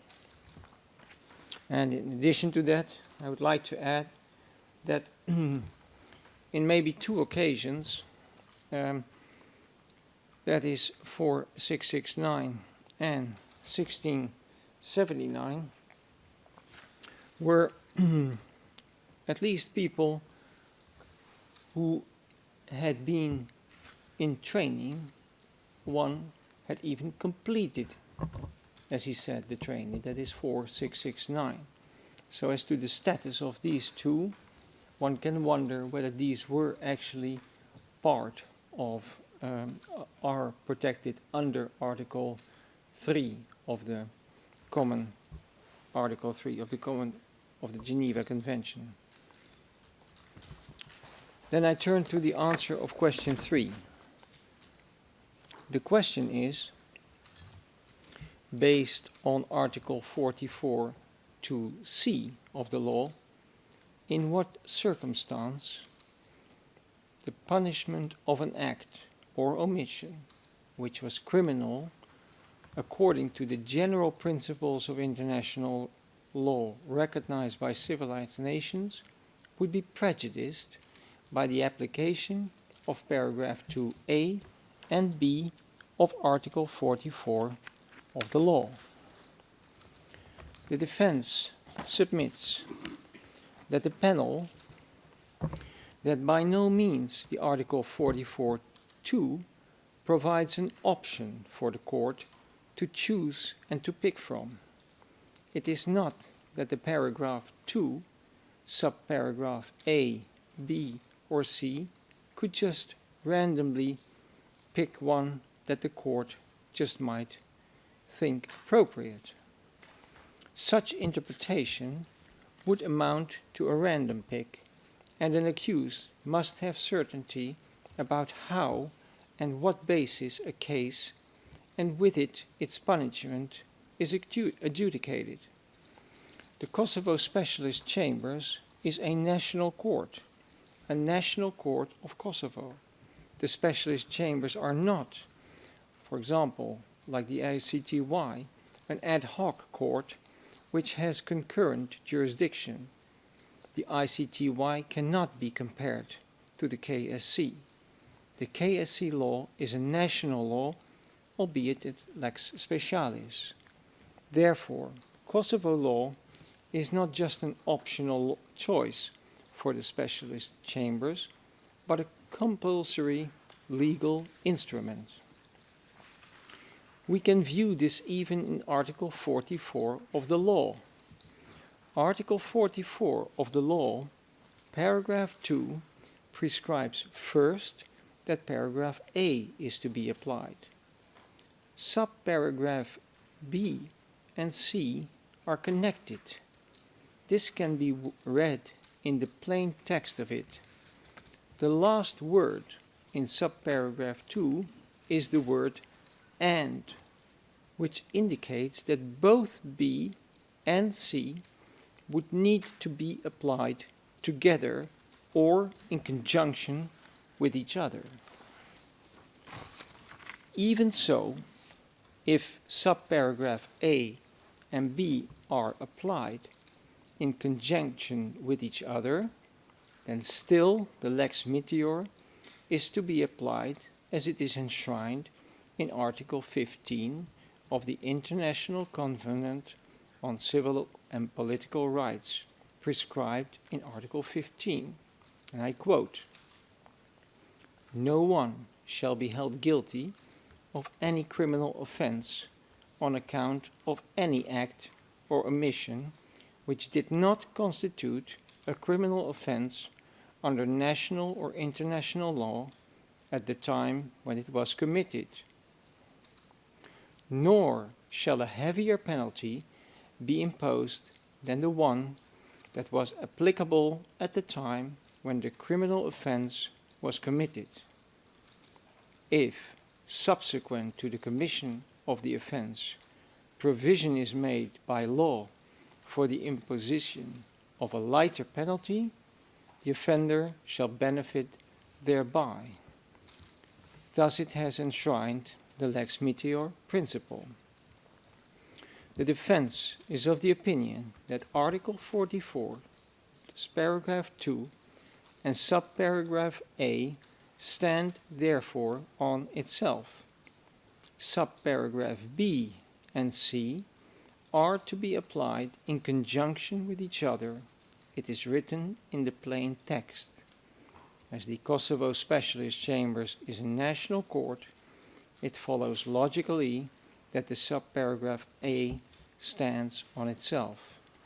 And therefore, it follows from the logic that the principle that the Kosovo national law has primacy for the punishment of certain acts according to general principles of law. It is therefore that the defense position that Article 44, paragraph 2 and subparagraph C is not an article that stands alone and by itself, but it must be applied in combination with subparagraph B. I come, Your Honor, to the fourth question. The defense is of the opinion that based on Article 44(2)(b) of the law, the panel is bound by this article and should apply it in the case of weighing the punishment, as well as to take into account the range of more lenient punishment, as well as to implement Article 38 of the Criminal Law of Yugoslavia of 1976 and all its paragraphs, i.e., that is from paragraph 1 until 6. Notwithstanding the content of the provision of Article 44(2)(b) of the law, the panel is also bound to implement Article 41, paragraph 1 until 3 of the Socialist Federal Republic of Yugoslavia, that is weighing of the punishment, general rules on weighing of punishment.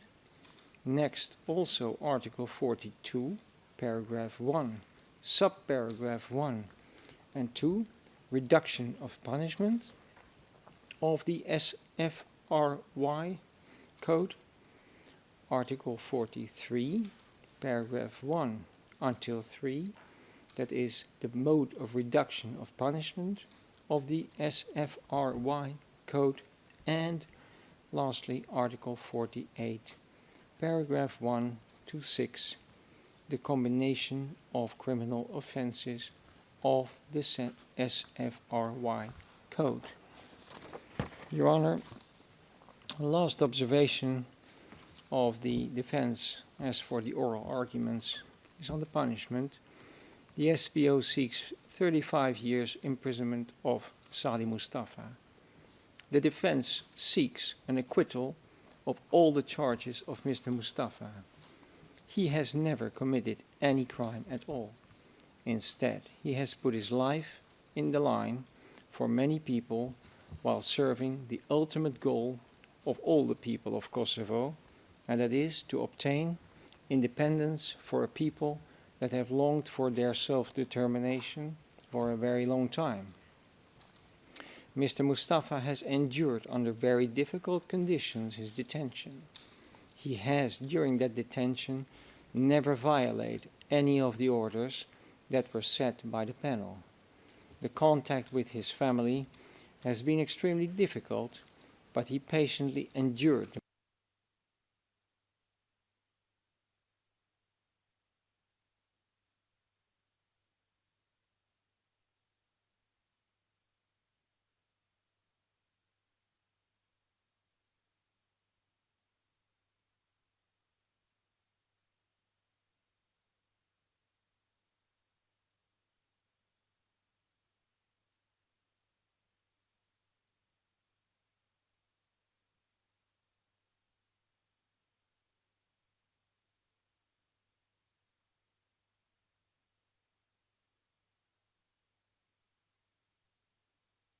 To deny the position of an accused would equally deny him of a fundamental right as well. The presumption of innocence would have no value at all if inferences are drawn from the position that an accused takes. Mr. Mustafa has been detained since September 2020. Mr. Mustafa is a father and a husband.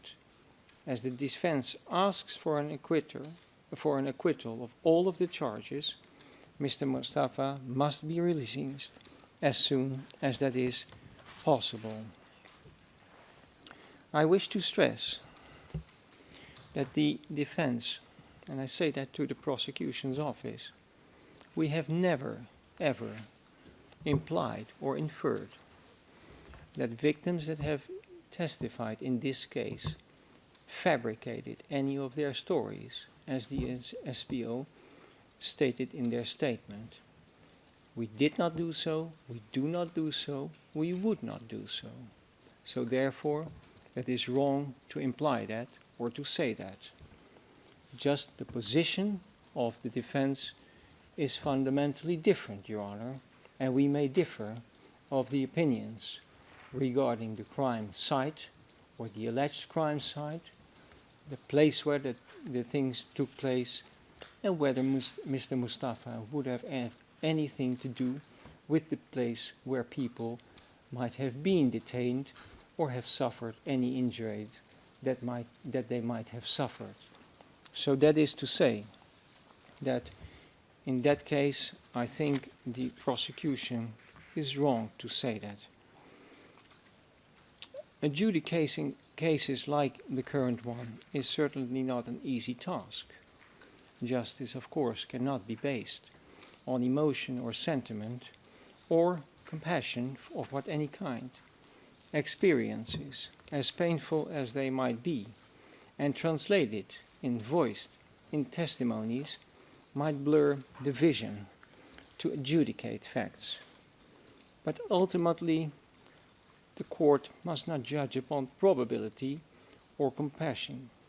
Justice means that without a shred of a doubt that is beyond any reasonable doubt, charges must be proved. And therefore, the evidence is to be tested by the prosecution, by the defense, and by the panel. And it must be tested and scrutinized sharply, detached from emotion and sentiment. Such scrutiny and testing is the task of each of us in a court case. In addition, there must of course be an application of the law and the conviction intime that the accused has indeed committed these charges without any doubt. Only then we believe that justice is served. Your Honor, we wish to conclude with this, our oral arguments. We thank the panel and all other participants, court officers, translators, and everybody for their time and working in this case, and of course the panel for their attention to our arguments, and we thank you very much.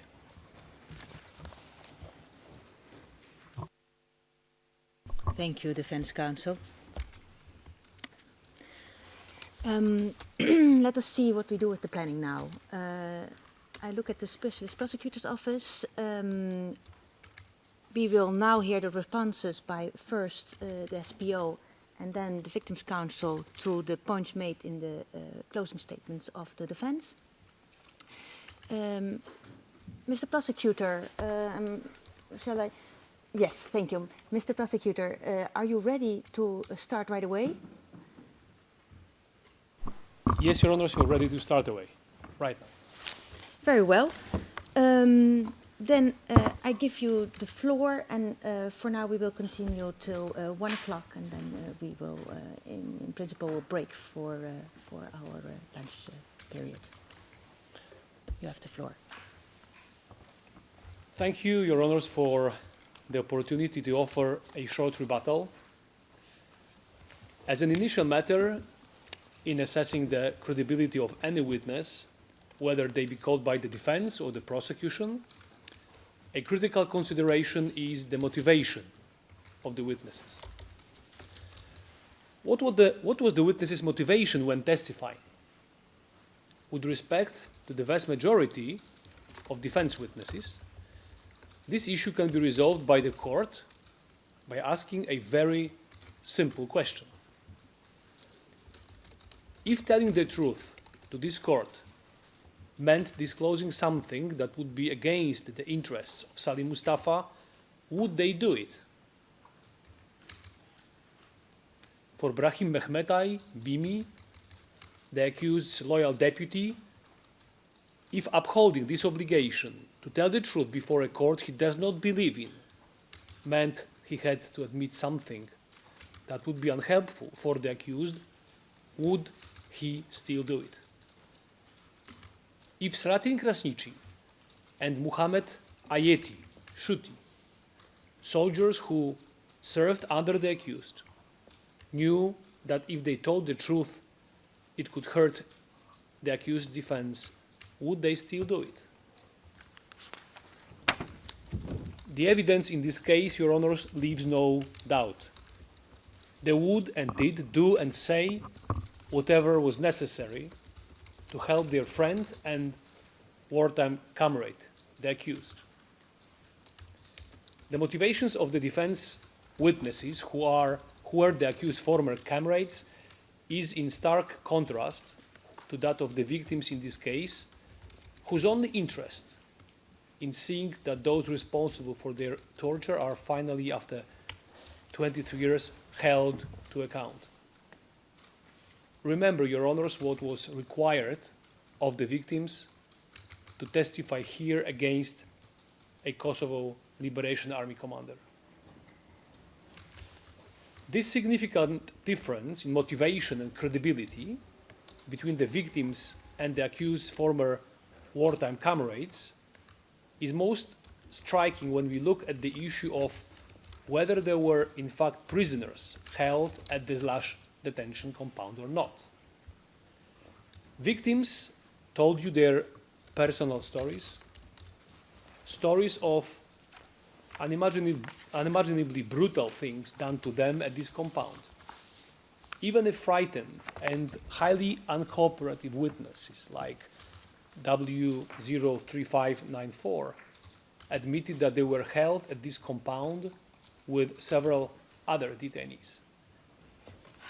Defense witnesses adamantly denied that any prisoners were held at this compound.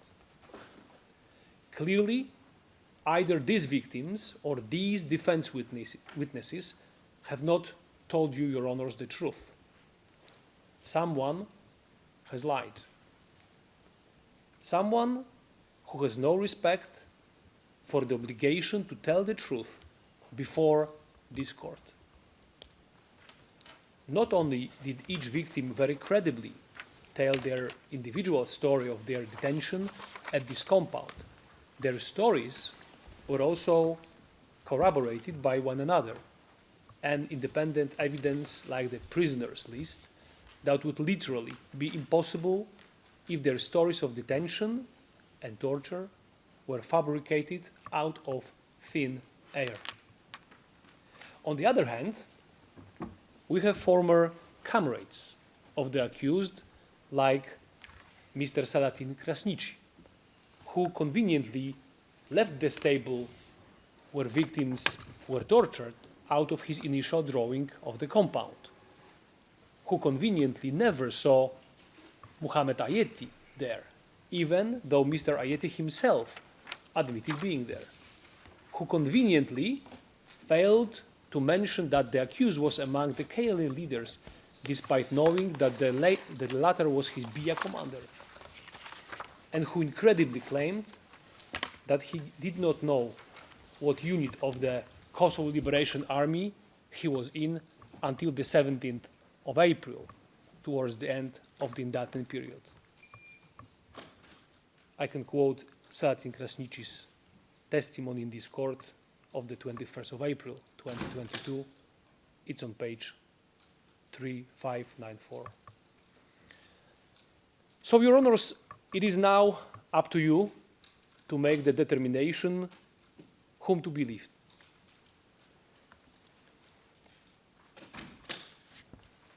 Your Honors, before I move on, this morning the defense made allegations against the SPO, claiming without merit that the SPO has, for the first time, changed its position during the course of this case about the prisoners and the place where they were held at the Slash detention compound. And by doing so, the SPO, in essence, misled not only the defense, but also the honorable trial panel and earlier also the pretrial judge. Your Honors, Nothing is further from the truth, however. On this question, the SPO witnesses consistently testified about the place of their detention, both during their pretrial statements given to the SPO, but also in this court during their in-court testimonies. The defense has had access to all those statements, and the defense has also heard the testimonies all the time throughout the proceedings. They had the access to the SPO statements for months. Our position regarding this issue was further made clear in our submissions. First of all, in the prosecution pretrial brief, we indicated that all the victims were held at the place we called the slash detention compound, and we never made any indication as to the specific or one specific buildings where they were held. Later on, in our final trial brief, we also made it abundantly clear where the victims were held at the slash detention compound. And finally, we clarified our position in reply to Your Honor's decision regarding the specific buildings within the slash detention compound where the victims were held, and also the defense counsel has got a copy of that filing. It should be also clear for him what the issue is right now all about. Your Honors, a specific argument was mentioned in relation to 4669, but this witness testified in this court about the building where he was held. He stated the same in his SPO statement several months before the trial. So we believe, Your Honors, that the SPO has not changed its position when it comes to the buildings where the victims in this case were held. And this is not simply sincere on the part of the defense counsel to claim otherwise. Your Honors, let's turn to the defense alibi very briefly. In fact, it is not an alibi at all. If the testimony were that the accused was in another country, say in Albania, in Montenegro, in Serbia, in Switzerland perhaps, and therefore could not have committed the crimes he has been charged with, this is an alibi. This is an alibi. Here, the defense witnesses merely corroborated that the accused was either in or around Slash for the entire period of the indictment. When the accused was away, he had access to a car, and the furthest distance that any defense witness has the accused from the Slash detention compound during the period of April the 1st through 18th of 1999 is the village of Barileve, which is located 31 kilometers from Slash. Just 31 kilometers. Your Honors, having access to cars allowed the accused to cover the distance within a short period of time. Your Honors, with respect to the distance from Slash to Barileve, this is true that no witness testified to any specific distance between these two locations. But the court also can take the judicial notice of facts which are common knowledge under Article 37, Paragraph 4 of the law. Barileve, according to Google Maps, is indeed 31 kilometers by road from Slash, and the same roads existed also in 1999. So in sum, Your Honors, concerning the alibi, this is not the alibi that the defense presented in any way, shape, or form, even if any portion of the testimony of the defense witnesses is believed. Your Honors, I would give the floor to my colleague, Prosecutor Dominicis, to elaborate on another point that requires the SPO's rebuttal. Thank you. Mr. Prosecutor, you have the floor.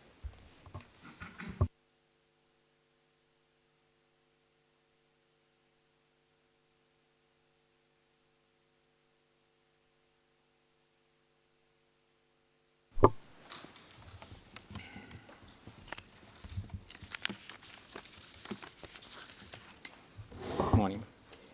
Your Honors, yesterday, Defense Counsel cited to the testimony of WO 4600 and showed photographs and diagrams to argue that this witness could not have seen the accused on the balcony of the house in the compound when he delivered the murder victim. I would ask Your Honor's permission to request to put on the screen exhibit REG 00-013.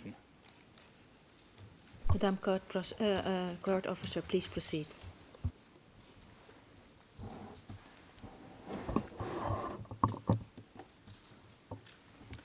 Thanks. Your Honors, this is a picture marked by defense witness Selatin Krasniqi, showing the ZDC from an aerial view.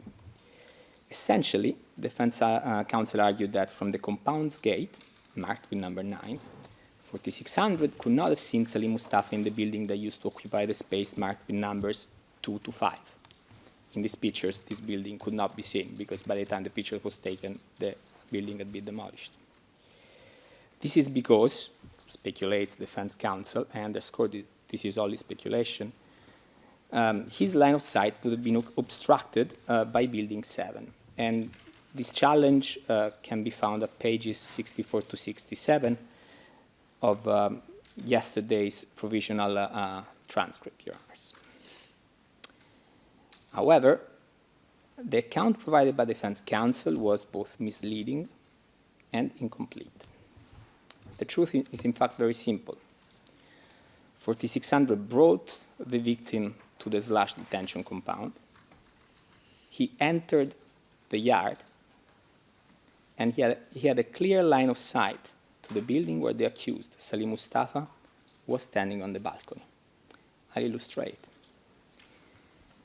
Defense counsel read extensively from WO 4600's testimony on this point, but left out a key part.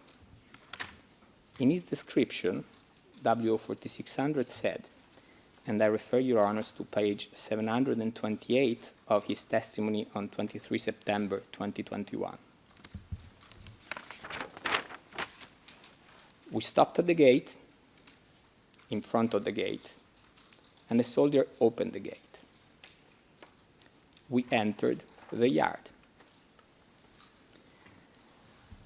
The WO 4600 entered the gate is further corroborated by a detail in an exhibit that we also showed at trial. That would be, I give it for Your Honor's references, REG 00-004, where the witness explained that there are 2 arrows next to the gate. One outside, which depicts the space in front of the gate, and the second arrow depicted going inside, and that's why he put the arrow there.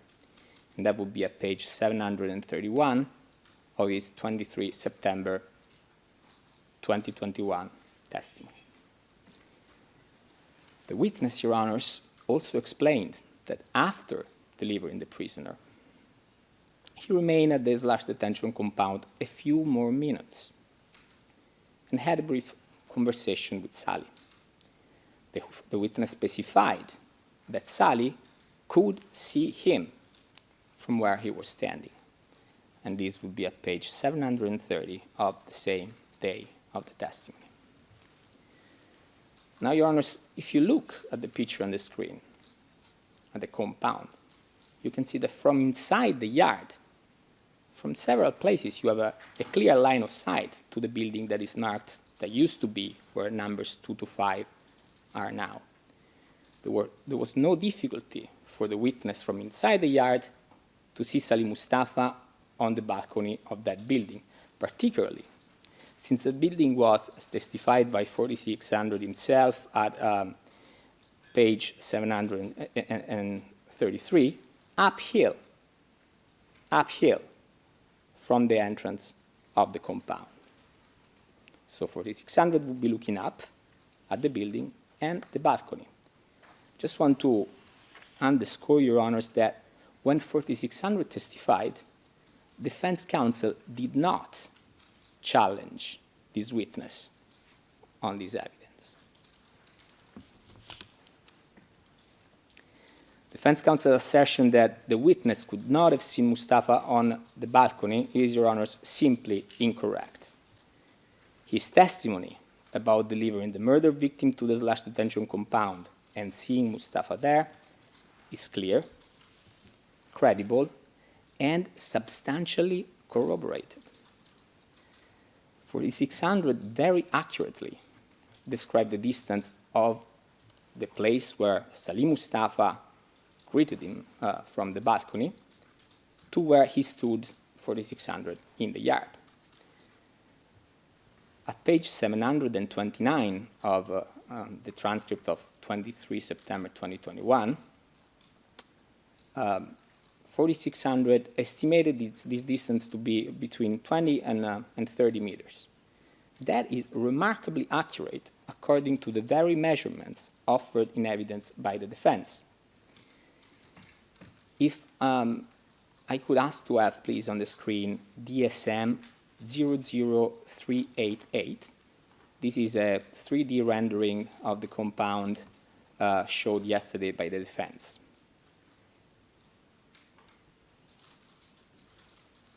And Your Honors, well, and I believe that these distances are based off of another exhibit, which would be DSM 00035. There's no need to show it now, but I believe the distances are the same, and it's based off of that.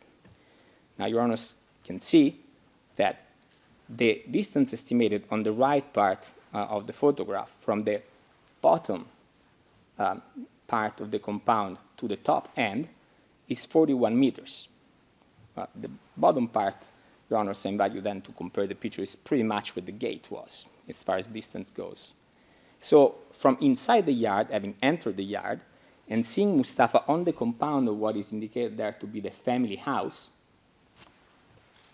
an estimate of 30 meters is, Your Honors, I submit, very accurate.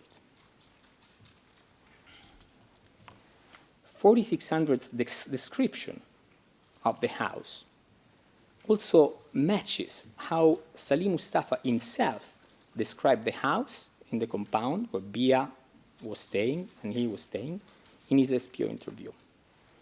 Now, 4600, and this would be page 732 of his testimony on 23 September, testified that Mustafa was standing on a balcony connected to 3 or 4 rooms.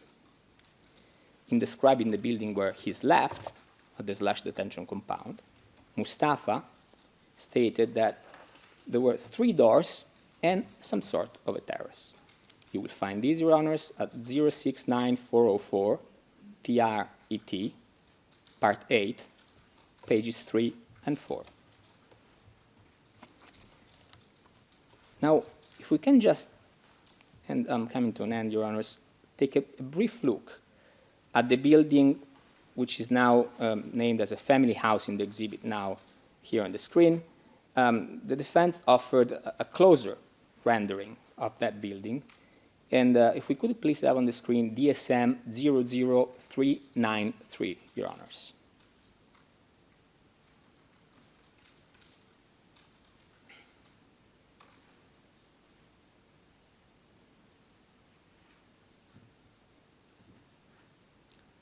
Now, these, Your Honors, would be what the defense in the previous exhibit has labeled as the family house. This is where the prosecution submits Salih Mustafa was standing when 4600 delivered the prisoner to the compound and when Salih Mustafa saw him and they had a conversation. They greeted each other. Now, I would like to ask the court officer if we can have his exhibit next to the exhibit with ERN REG 00-005, which is the sketch of the house done by 4600.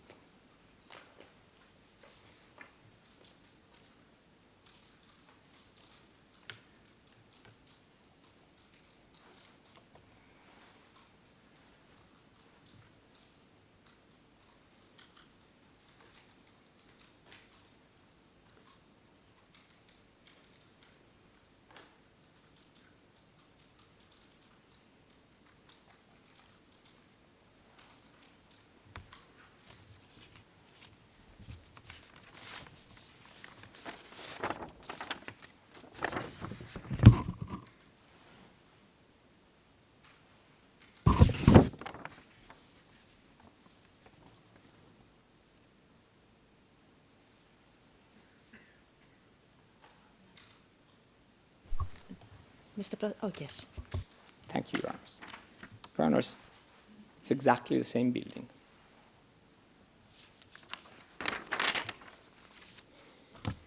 Your Honors, unlike what defense counsel submitted, WO4600 did not make this up. If he were making it up, he would have made the encounter more direct and clear, for example, by putting Salih Mustafa at the gate itself. But he did not do that. He did not embellish his evidence. He said what happened. And ask yourselves, what possible interest would he have to invent seeing Salih Mustafa at the compound? What would be his motivation in that regard? He had no reason, Your Honors, to make that evidence up. 4600 describes seeing Salih Mustafa there on that day as he delivered the murder victim for one reason and one reason only, because that is what happened. And Your Honor, this concludes my submissions on this point. Thank you, Mr. Prosecutor. Your Honors, we have some further remarks, and my colleague Silvia Dascoli will continue.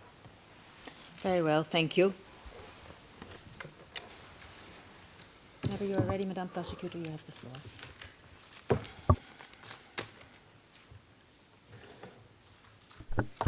Thank you very much, Your Honors.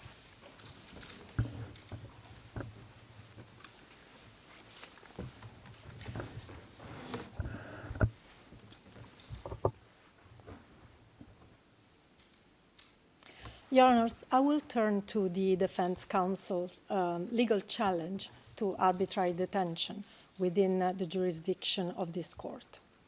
Well, Your Honors, the issue is settled. The appeals chamber in case 4 and in case 6 confirmed that the Kosovo specialist chambers have jurisdiction over arbitrary detention as a war crime committed in a non-international armed conflict pursuant to Article 14.1c of the law. I can provide the references, of course. These are for case 4, IA 002 F 00010, paragraph 47 of course, KSC BC 2020-04.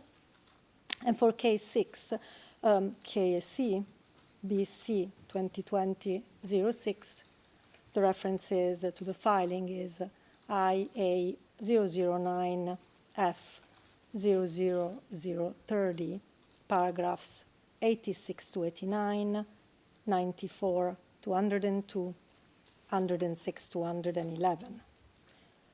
So, in sum, and very briefly, whether arbitrary detention is a crime falling within the jurisdiction of the KSC or not is no longer a live issue before the court. Now, I will also address the characterization of the armed conflict. So with regard to that, with regard to what type of armed conflict was ongoing in April 1999, the prosecution's pleading of a non-international armed conflict was clear from the outset. The charges in the 4 counts of the indictment were all brought under Article 14.1c of the law.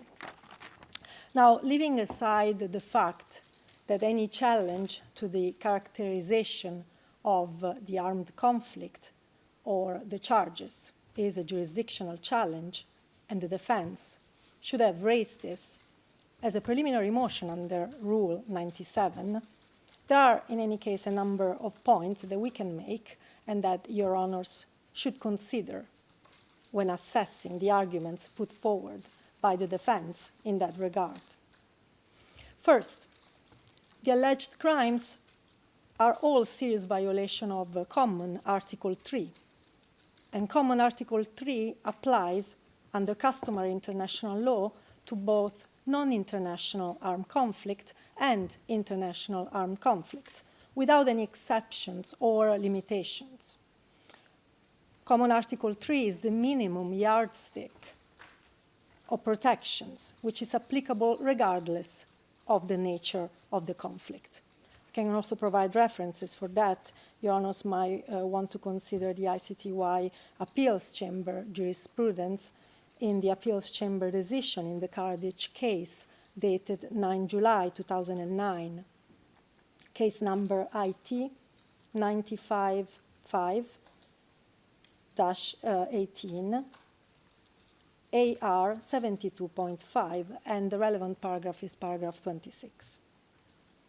So even if the qualification of the conflict could be raised at this stage, which it cannot, and even if the defense provided sufficient indicia of only an international armed conflict, which the defense did not, even in that case, the crimes charged are still crimes falling within the jurisdiction of the court. Second, the crimes charged all have equivalents under Article 14. Under Article 14, 1A, I to 3I, and 4. And these are considered grave breaches of the Geneva Conventions applicable in international armed conflicts. The KSC Appeals Chamber has confirmed that arbitrary detention, as well as other specific violations as enumerated in those decisions that I've cited, other violations of common Article 3 fall within the jurisdiction of the KSC, and the references are the same as those to the Appeals Chamber jurisprudence that I have provided earlier within Case 4 and Case 6. Third, the prosecution has in any case proven a non-international armed conflict. And for these, I would refer Your Honours to the final trial brief of the Specialist Prosecutor's Office, paragraphs 261 to 278. The defense does not raise any arguments in support of the fact that only an international armed conflict existed in April 1999. And finally, yes, as of the 24th of March 1999, and therefore in April 1999, there was an international armed conflict, yes. There was an international armed conflict ongoing in Kosovo between the NATO forces and Serbian forces. The SPO never claimed otherwise. However, what the defense does not consider is that an international armed conflict and a non-international armed conflict can coexist, can happen in parallel. And that is exactly the case of the Kosovo context. That is exactly the case that we have in April 1999. And this as well was confirmed and found by the jurisprudence of the ICTY. And I would refer Your Honours in particular to the ICTY findings in the same Georgievich case referred to by the defense, however, this time by the Appeals Chamber. In the Appeals Chamber's judgment, in Prosecutor versus Georgievich, IT 0587 1A, the appeals judgment of 27 January 2014, paragraph 521, the Appeals Chamber recalled that an internal armed conflict may exist alongside an international armed conflict. It was satisfied that the trial chamber's findings demonstrated that the trial chamber considered the conflict between the KLA and Serb forces to be an internal armed conflict existing alongside to an international armed conflict between NATO and Serb forces. In relation to that, I would also refer Your Honours to the ICRC commentary on the first Geneva Convention, dated 2016, in particular to paragraphs 402 to 405, commenting on Article 3. These paragraphs summarize the differentiated approach which has been widely accepted as they comment, including by the ICRC, to the involvement of foreign states in a non-international armed conflict, including the possibility of an international armed conflict and an internal and non-international armed conflict existing in parallel. Further, I would also refer Your Honours to Kosovo case law, to the Supreme Court of Kosovo in the case Prosecutor versus Latif Kashi et al., case number AP KZ 139/2004, decision of 13 July 2005, page 10, and to another case of the Kosovo Supreme Court, Prosecutor versus Kolasinac, case number AP KZ 230/2003, decision of 5 August 2004 at page 21.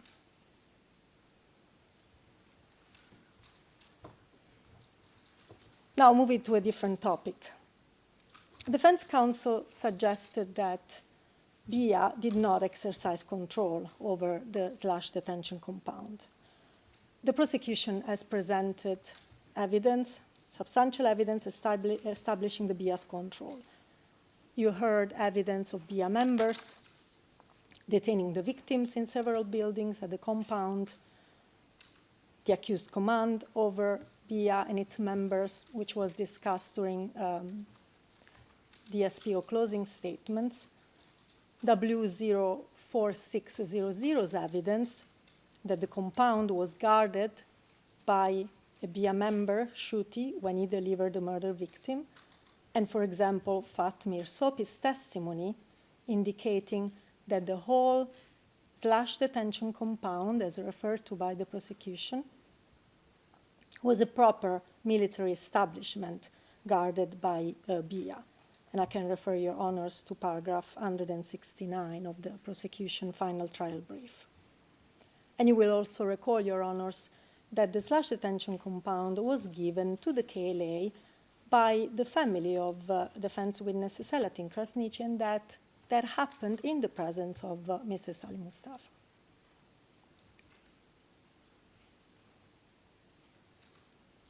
Now, did the accused know what was happening at the / detention compound? Of course he did.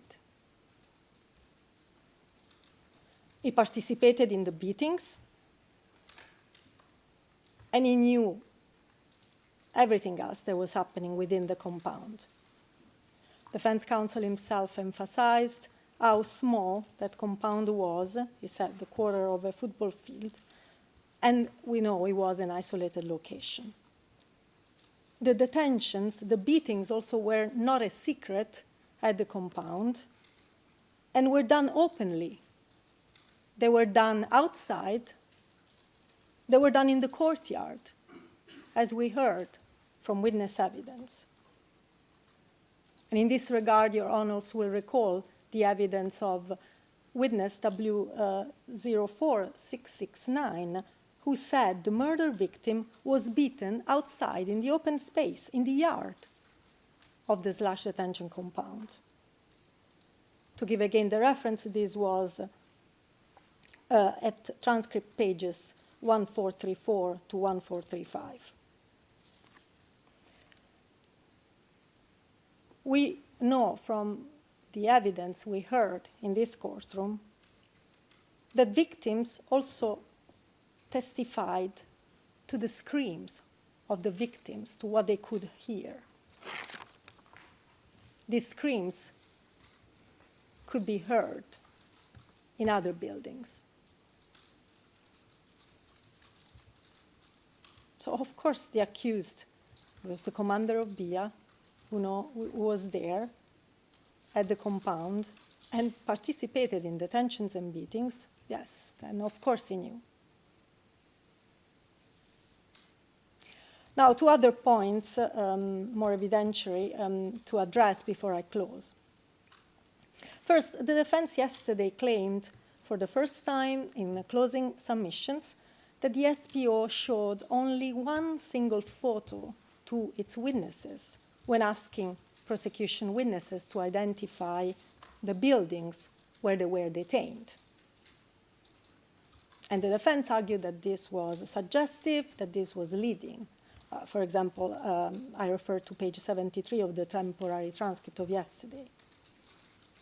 Well, this is a matter that, first of all, should have been raised at trial, where it could have been fully addressed, could have been fully explored, also in cross-examination.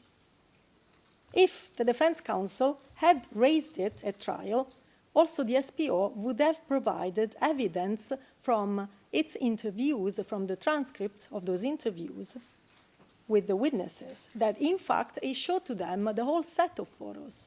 It didn't show to them one photo, as the defense counsel claims. The entire booklet was shown to them, and from that booklet, they indicated, they selected the photos that were resembling, that were those of the buildings that they recognized were the buildings where they were detained, where they were brought at the slash detention compound. So as it stands, this is a matter that the court should set aside, as it was not taken up during the trial. But in any case, those interviews are available to the panel. Those interviews were available to the defense during the whole duration of the proceedings. And actually, the defense is cited to some of those interviews this morning as well, although selectively reading from them. I will just give some ERN for the record, where it is indicated that a whole set of photos read by ERN number from the beginning to the end, which was indicated actually a range of 35 pages, was the one shown to the witnesses. ERN, for example, 100807 TRET Part 1, which is one SPO interview with one witness, or 100957 TRET Part 1, and 082023 TRET Part 2. And my colleague, Mr. Michalczuk, has already pointed out and has already addressed the fact that the identification of those buildings was also actually made in court during trial in the presence of the defense counsel.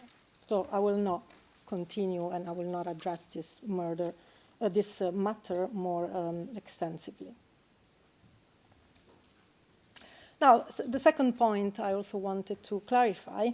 Yesterday, defense referred to the statements, SPO interview and defense statement of Mr. Hadem Shehu.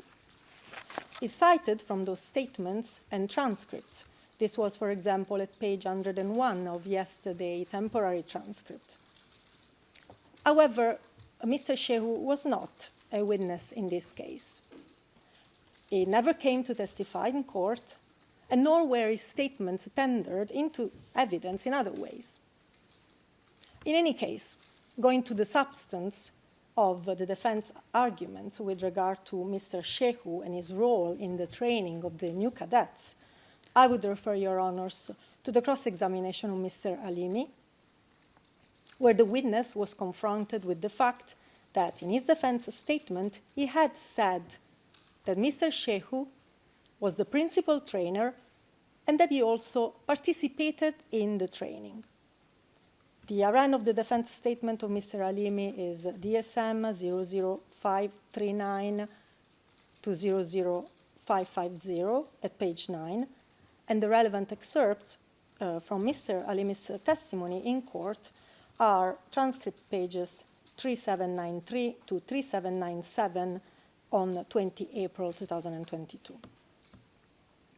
More in general, on the issue of training, the SPO position is that defense witness Musli Alimi called by the defense to discredit W01679 and W04669 actually corroborated them in many aspects, corroborated their evidence in really many aspects. And these are set forth in the SPO final trial brief, and I would refer Your Honours to paragraph 54 and footnotes to that paragraph.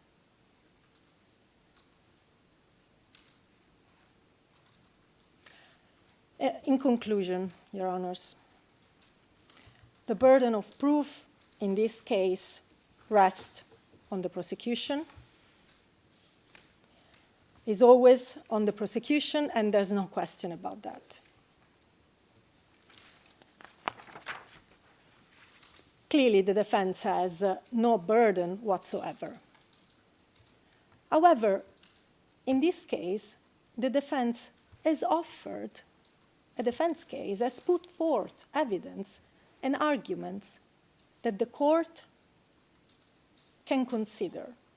And in considering that evidence, in considering those arguments, the court should also consider what the defense contested and what the defense did not contest.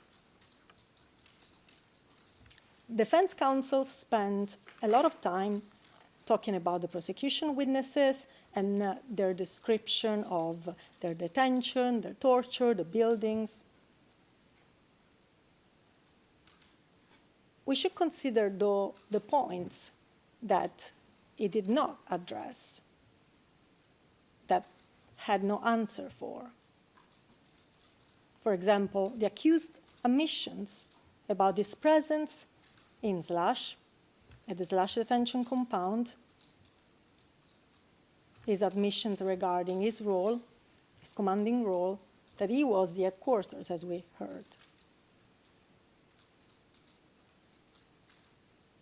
And the victim's ability to place Mr. Mustafa at the compound when he admitted being there, including their identification of other BIA soldiers at the Slash detention compound.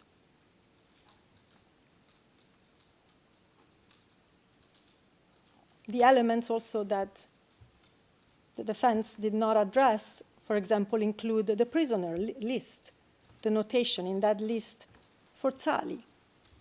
And again, to give a brief example that came up this morning, in relation to the prisoners list, for example, the defense counsel insinuated that there was no proof, no record of whether the murder victim was taken or was present at the Slash detention compound before or after W1679.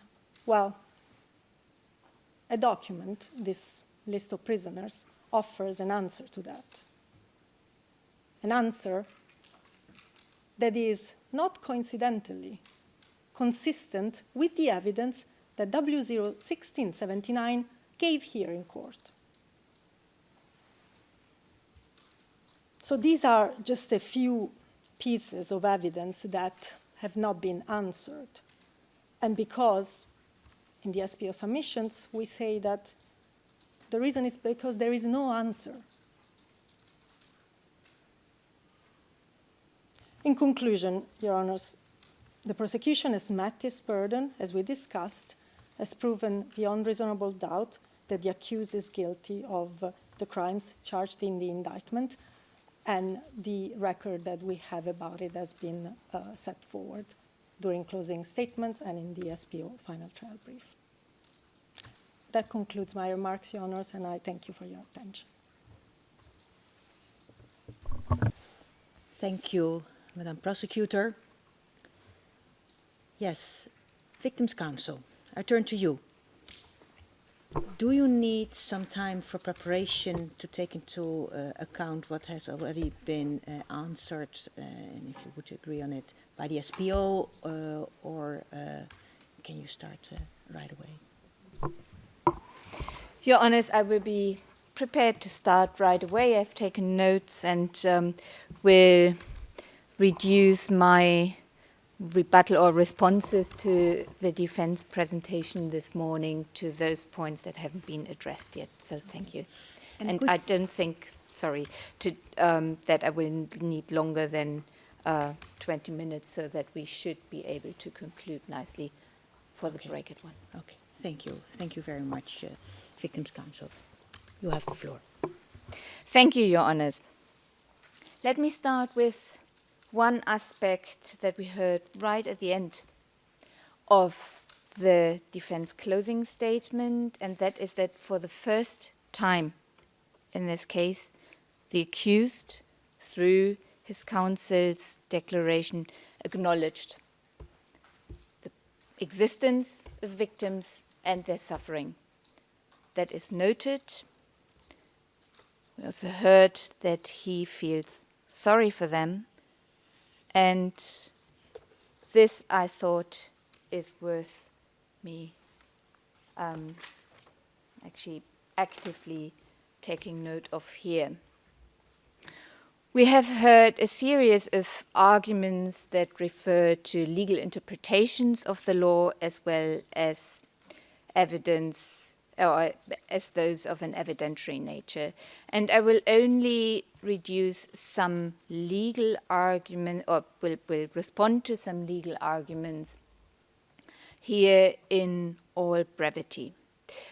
The prosecution has already pointed out that we indeed must take as a starting point a non-international armed conflict, pointed to the appeals chamber judgment in Georgievich, so that there is not much else to add from my side, and we safely find ourselves legally in a situation in which we are considering the law of non-international armed conflict as our guidance on what constitutes war crimes and what doesn't.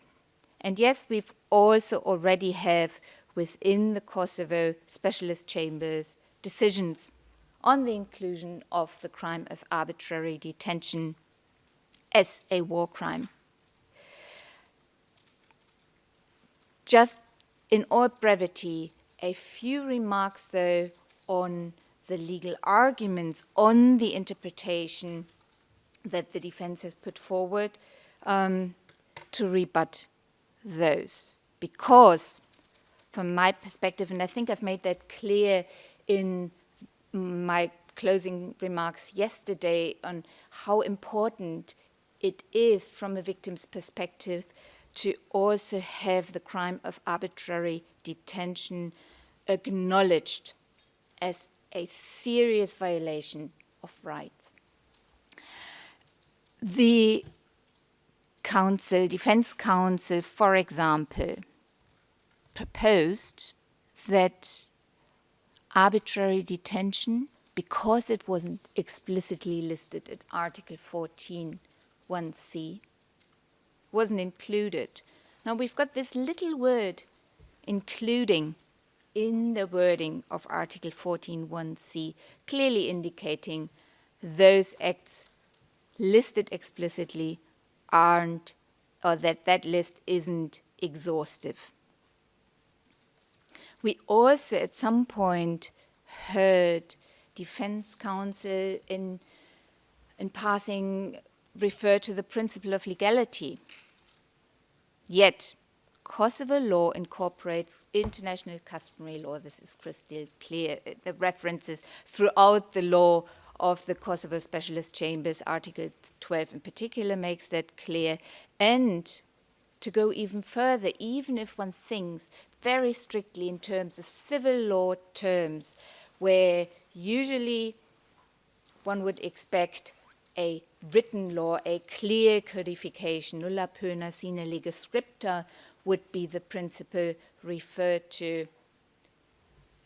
The inclusion of customary law, on the one hand, makes clear that this isn't applicable within Kosovo, but also even further, the Constitution itself wouldn't even require any clearly written prohibition there, when it states in Article 33(1) of the prosecution that no one shall be charged or punished for any act which did not constitute a penal offense under law at the time it was committed, except these constituted genocide, war crimes, or crimes against humanity.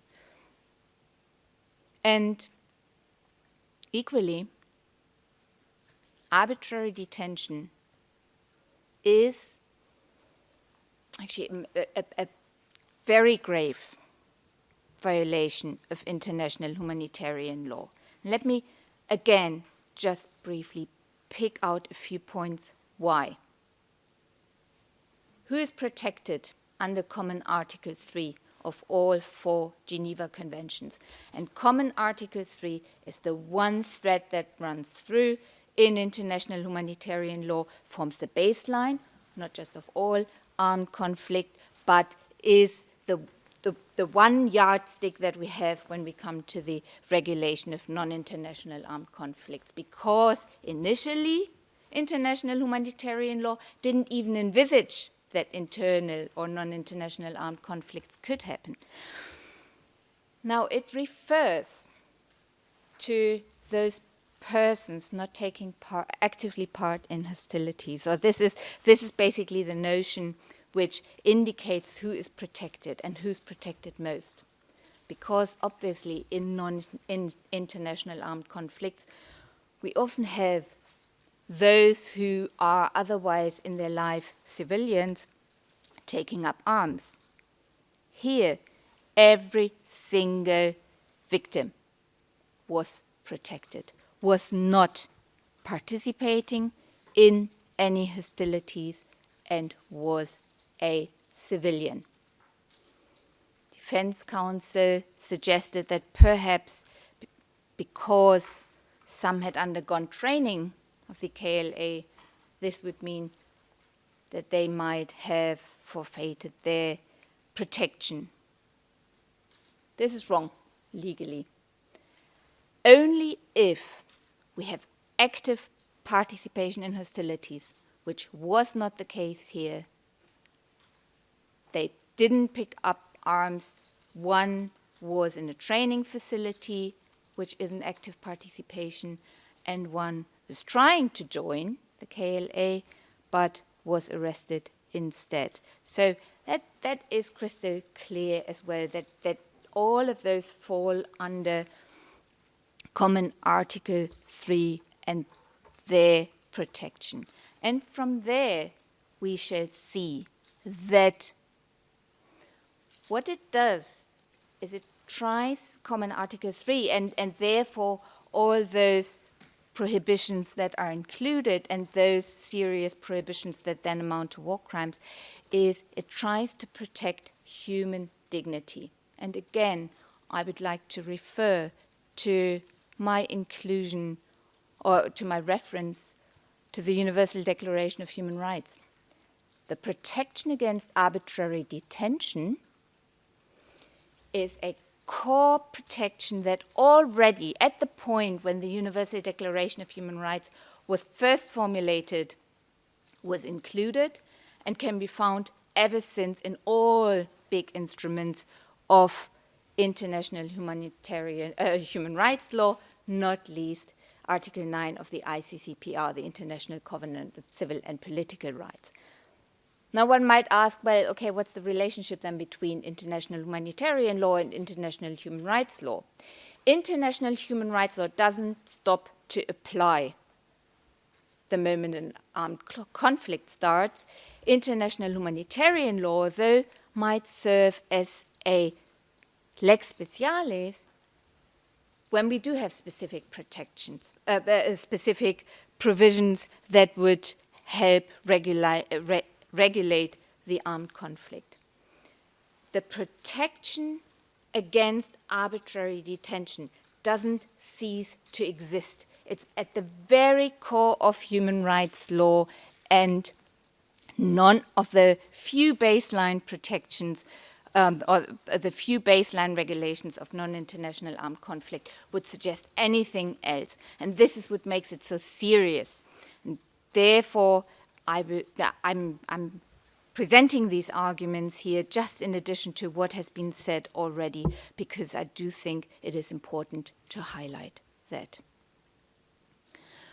We've also heard, to turn to another aspect, some presentation on the question whether the crime or the charge of cruel treatment was subsumed under torture, or whether they stand, and this is our position, echoing what has been, or how the indictment has been framed, whether they stand next to one another. Yes, when we have active acts of torture, and I don't even want to go near the suggestion that the interrogations combined with the beatings weren't torture. They were textbook examples of torture, some of them.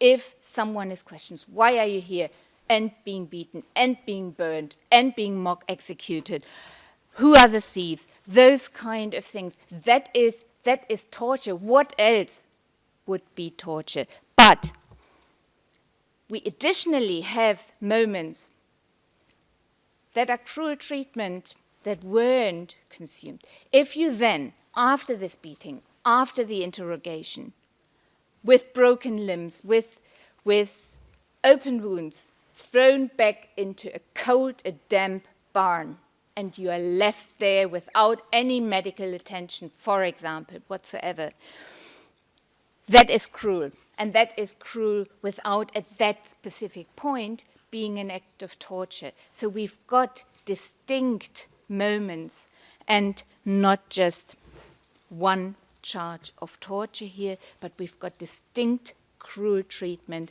that sits alongside and needs to be reflected as a specific charge in the judgment.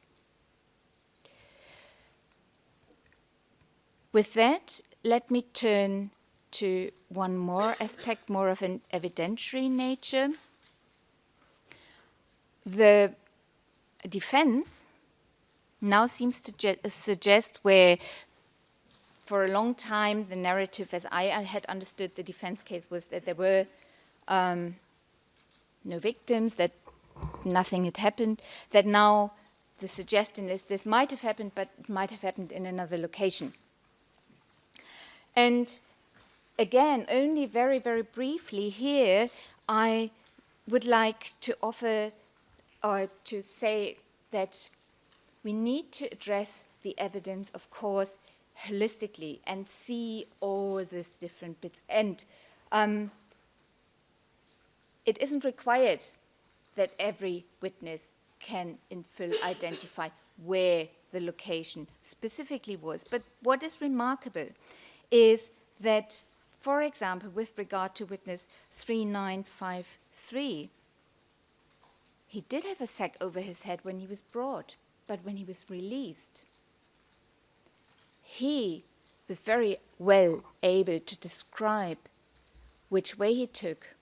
And let me briefly refer only to his testimony on page 608, 609 of the transcript, where he describes how it was first only just a kind of path, not a good road, and then the good path came later, and how they had to go through a meadow.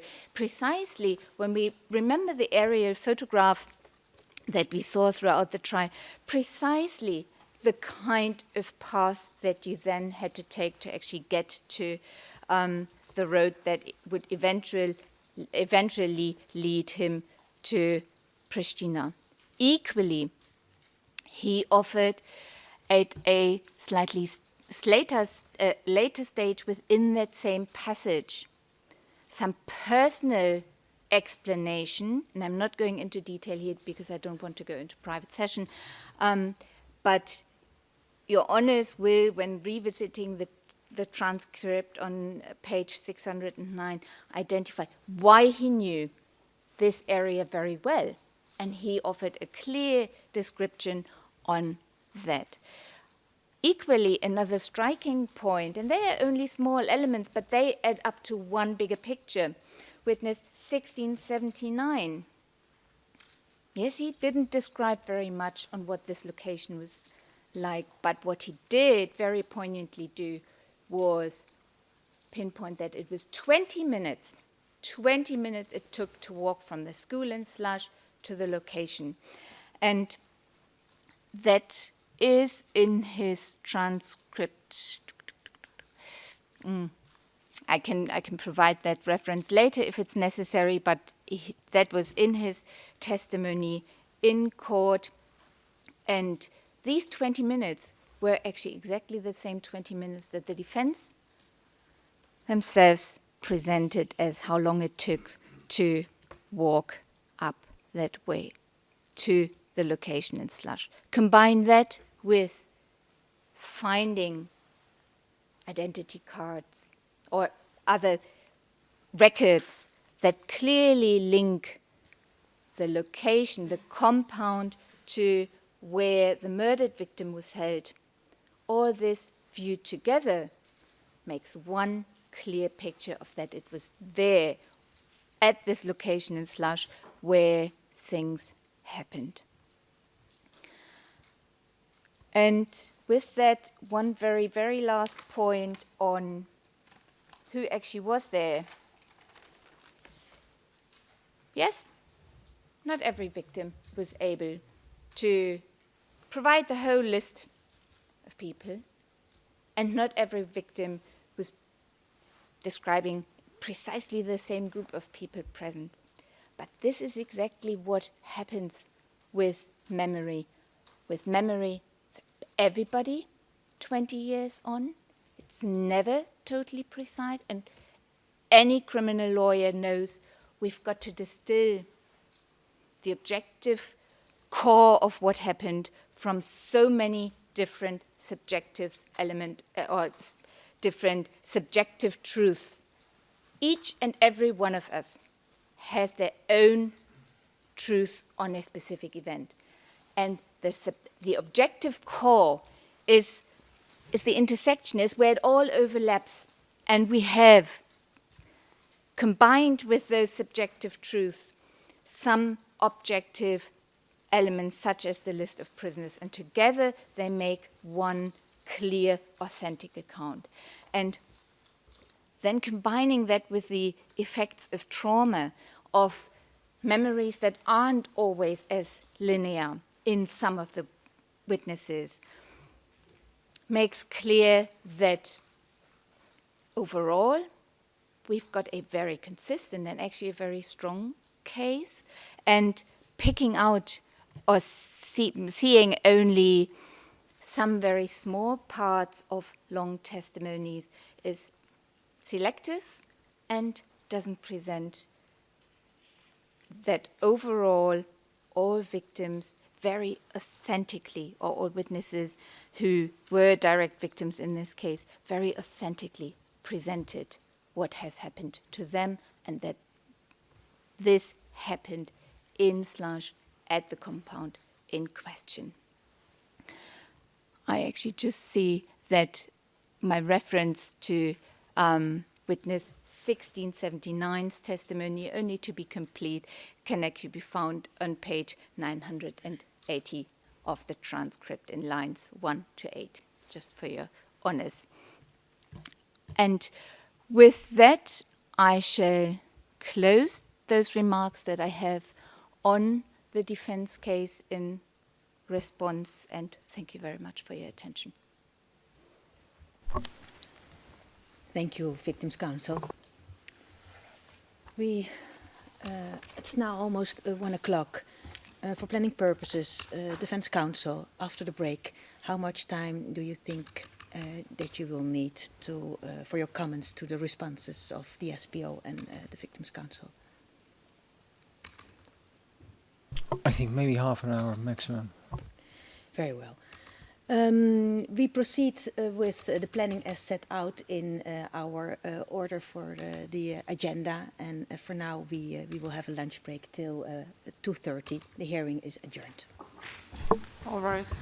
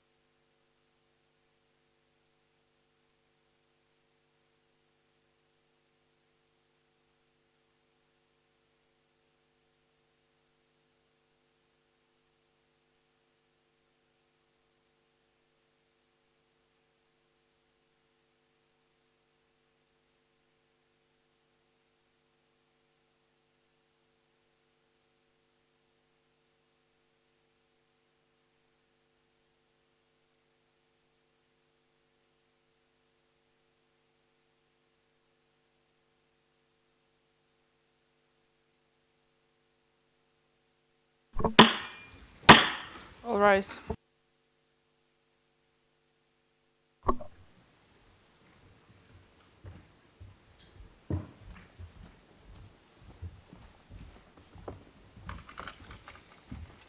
Please be seated.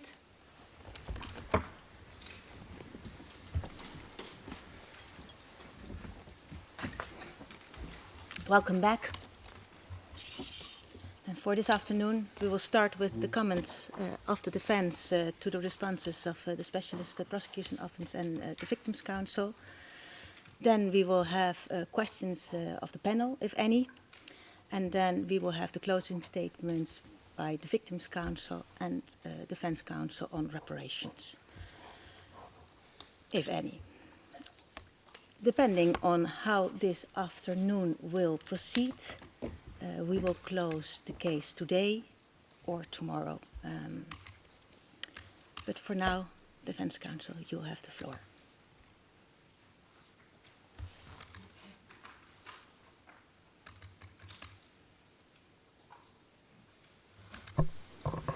Thank you very much, Your Honor.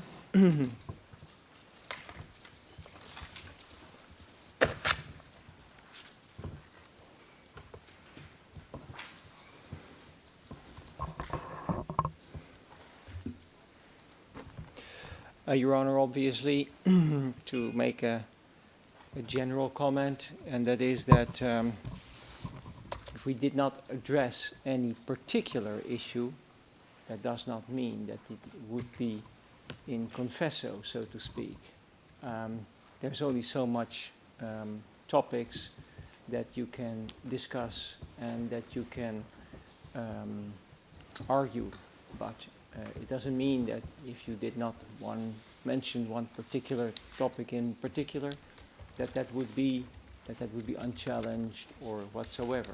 Obviously, in a criminal case, it is important to determine the truth, and therefore we believe that in order to do that, we try to obviously select the topics as much as possible and to make it as clear as possible. And I think we did that, Your Honor. The first thing that I would like to address is what the SPO said about the motivation of witnesses, and in particular the motivation of defense witnesses. I really don't know, Your Honor, but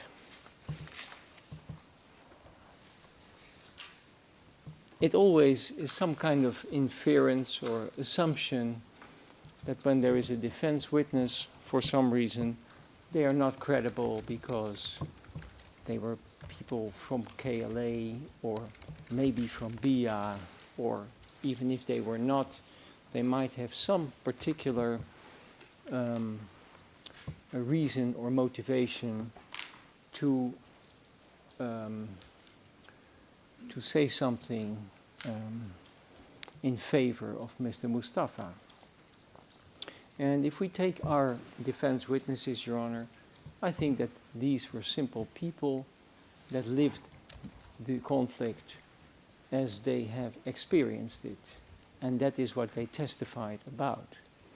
And I've never heard occurring any time of their testimony that the SPO, for example, went for a motion of perjury or any other thing that would, in fact, challenge a particular thing that a witness would have stated. It was interesting, in one instance I recall, that when the SPO actually, we called it stole, but it's not in that broad terms, but I mean, when the SPO took away Fatmir Humoli as a defense witness, made it a prosecution witness, and during that the time of questions, in fact, they started to challenge the credibility of Mr. Humoli, who was at that time their own witness. So I do not know why. It is probably because the witness stated something that was not fitting the case of the prosecution. But whatever, I think the witnesses have testified about the place of the detention. Indeed, that is what the SPO witnesses indeed did. And the place of detention is a central point in our case, that we believe that that is not the slash detention location as it is being presented by the prosecution. That is the issue that we are having with this entire case. And I believe that also the shift of the prosecution demonstrates that again. So I think in that perspective, an accused must be able to know now what exactly he is being charged of, but not only then, of course, the locus delicti is a central point in any kind of criminal case. So that does not make any difference for the case that we have here at hand. Now,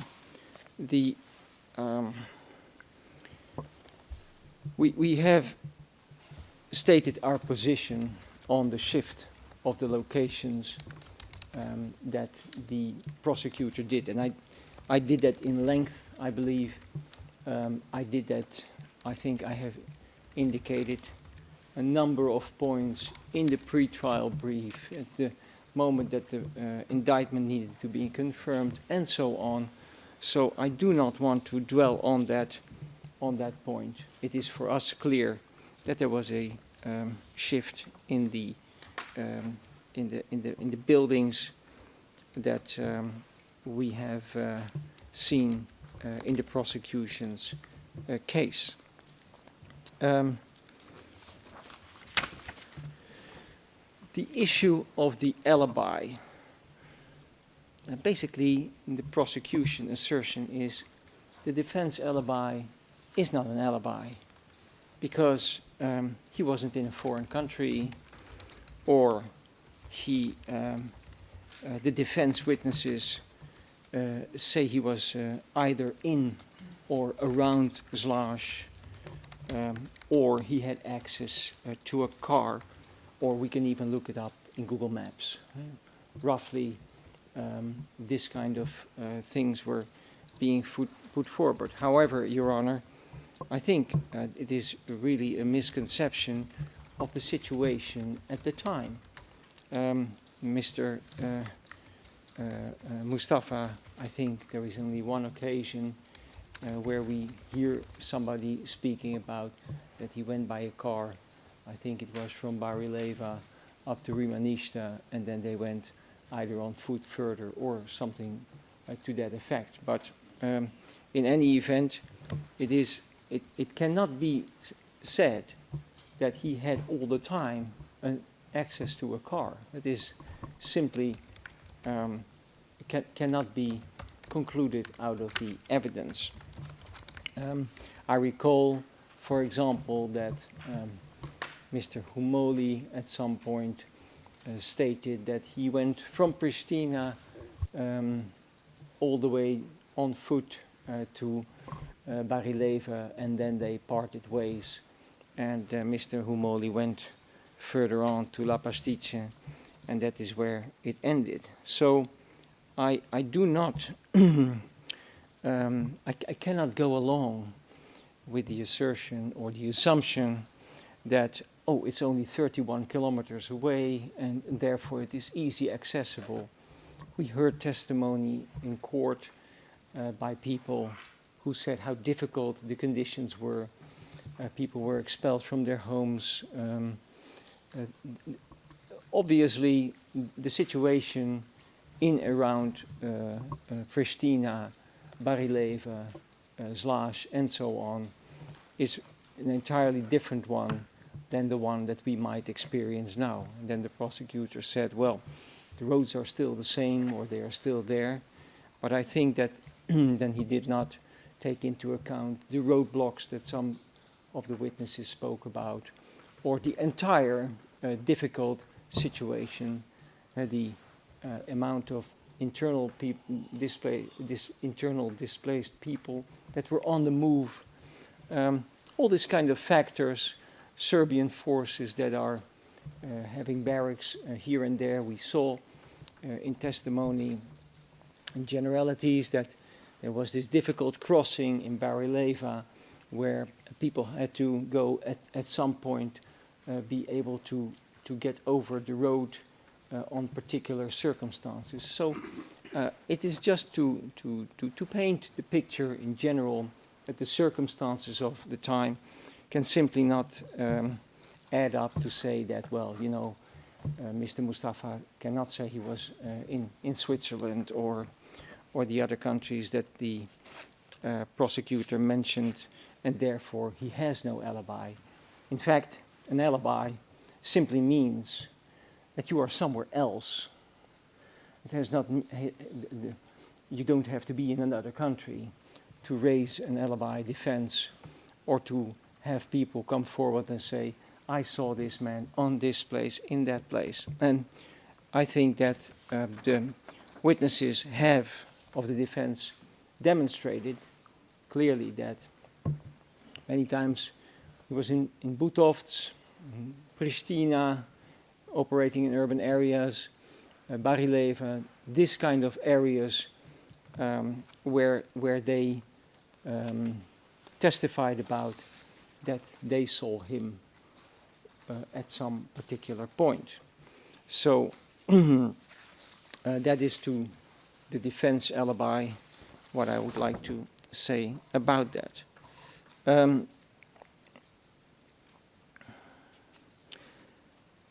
Yes, then I would address the issue that was raised by Mr. Prosecutor Dominicis regarding the issue of Mr. 4600, the location where he was when he saw a Mr. Mustafa at the Slash detention location. And, Your Honor, in this regard, I would like to ask that I would like to say that I do not speculate about the buildings obstructing the view of a person. I do not speculate. I just say what the witness said. And in order to say that, I would like to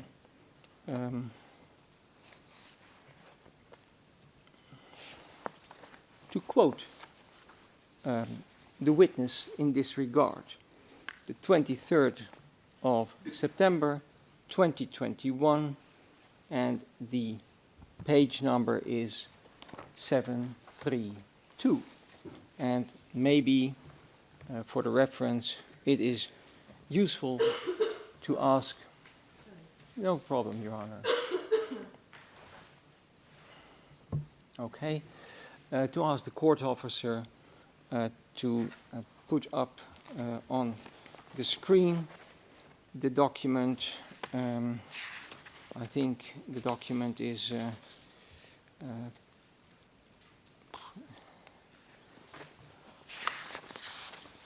what is the document?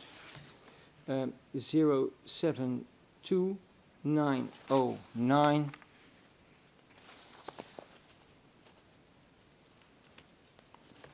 Yes, which was discussed in that court session at the time.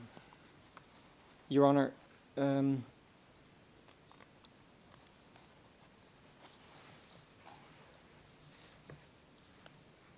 I think I need to ask to go into private session. Madam Court Officer, can you bring us into private session?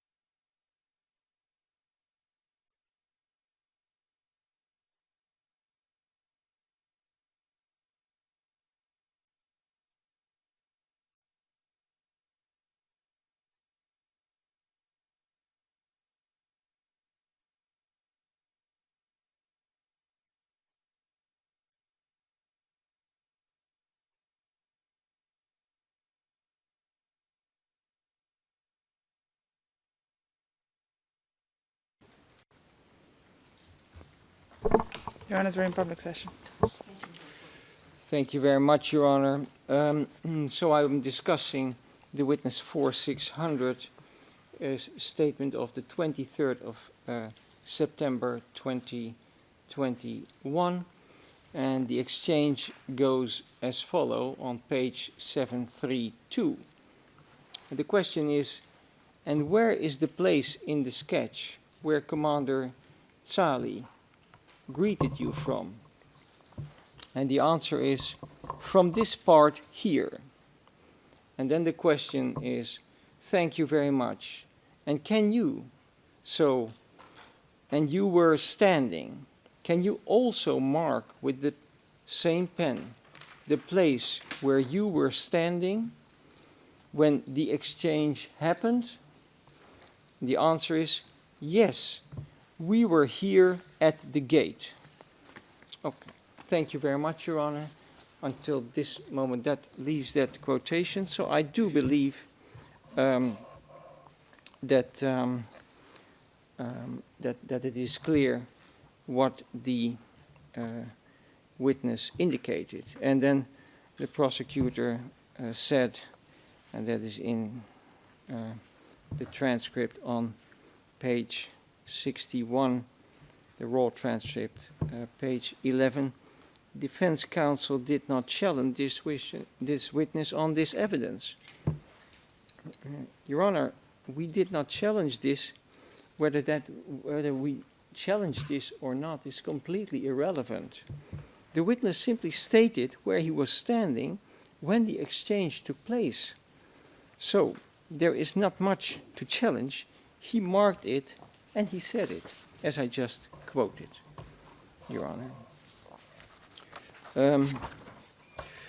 Then there is the issue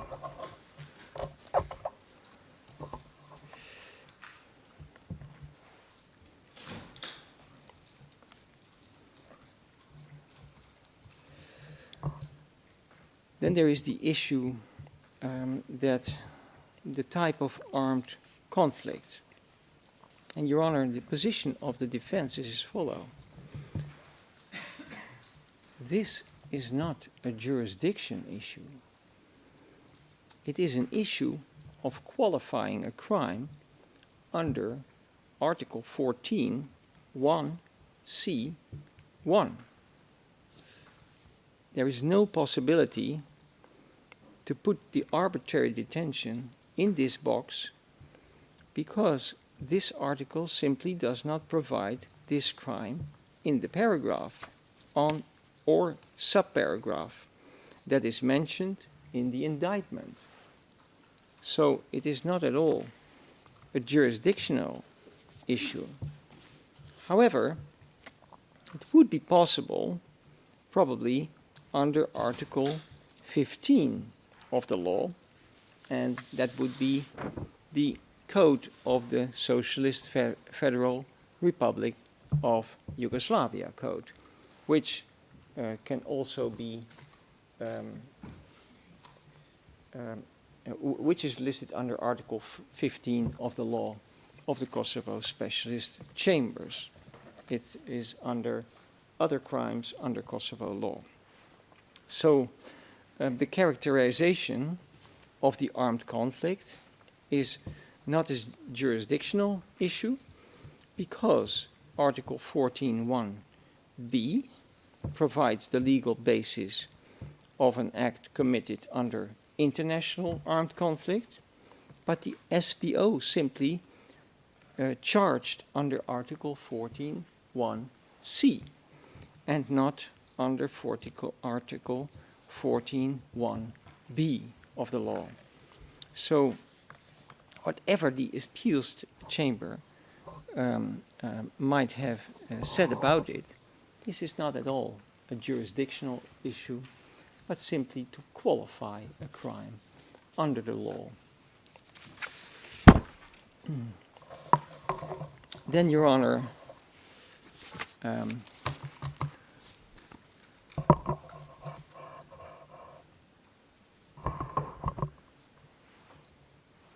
armed conflict of an international character or not of an international character, and the coexistence of international and non-international armed conflict. Your Honor, this is a merely theoretical approach by the SPO. The fact of the matter is that the territory of the conflict is on that of this Socialist Federal Republic of Yugoslavia, without any distinction. There is a clear distinction between the two when the belligerent parties are of separate countries at the time of the indictment, which is what is the case, and it is fought on the territory of the SFRY. The movement that, the moment that foreign armed forces become part of the theater of operations, so to speak, then we can not qualify this anymore as a non-international armed conflict. And yes, indeed, there is, of course, the situation in the case in 1998 that there is an armed conflict of a non-international character. And that is exactly what we are trying to say. From the 24th of March onward, that ceased to exist. And basically, at that moment, it was an international armed conflict. And the cases, the case law of the ICTY largely is only about 1998 of the cases, and not about 1999, and certainly not about April 1999, certainly not Dordevic. Then, Your Honor, is something that there is, I would call it a little bit framing. We see that a person with the name of Mohammed Ayeti is constantly being referred to as Shuti, but he never said his name was Shuti. He said it was Shut Marezi. That was the name. And if somebody else calls him Shuti, that is not from him, but it is not his personal thing that he acknowledged that or so on. If somebody else says that, that's okay. And if it is in the log of Mr. Mustafa, I believe it says Shuti AAK and not Shuti. So constantly moving on, this Mohammed Ayeti is Shuti. It has not been established by anybody at all, not even witness 4600, that the person, Mohammed Ayeti, is the one who is in fact Shuti. It is not, there is no evidence for that. And by the way, it was asked by the witness, to the witness, Mohammed Ayeti, whether he had received anyone, for example, on the compound at any time, and he had not. He said he did not. So, once again, the identification of 4600 of the person who he handed the person over to, the alleged murder victim, that person was never identified by him. Was only given a name, and that's it. We don't know anything else about that person, so we cannot just paste that on him. There's probably expressions in many countries that you say, well, you know, if you are having this or that name very frequently, a name coming forward or being used, then that does not mean that it is that particular person that is meant at that time, Your Honor. Then the issue of the showing of the entire photo map, I have not seen in the materials that an entire photo map would be given and to the witnesses from which they could all choose or pick any kind of thing. We do not see in the transcripts that they say, well, the witness went through this picture and he said this about it or that about it. No, we do not see that. We see at some point only that they comment on one particular picture, and therefore that, I believe, is what was probably shown to them.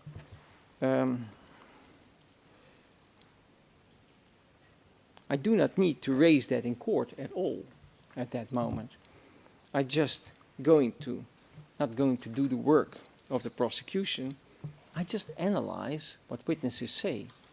And just for the sake of the argument, even if they would have done that, if you go through the entire photo book as we know it, there's actually very few buildings on it. There is always the same building coming forward to that. So in that perspective, what the defense said stands as it is. The witnesses had no choice. And as we said before, many of the witnesses, and I explained that, I think, to too much great extent even, that they only described the inside of a barn, never any particulars about the outside of a building, let alone that they would have had the choice to make a decision among those. I'm almost going through it, Your Honor. Adem Shehu, it is, I think, not in discussion that this gentleman arrived late March, even if Adem Shehu was not heard himself. We've heard that by Sopi, Musli Halimi, and other ones. And if that would have been the date, the 28th of March, then I think the entire, what I said, the timeline of witness 1679 would not simply be able to fit. And, by the way, is also in contrast with the list of prisoners in which is indicated a different date as far as him is concerned.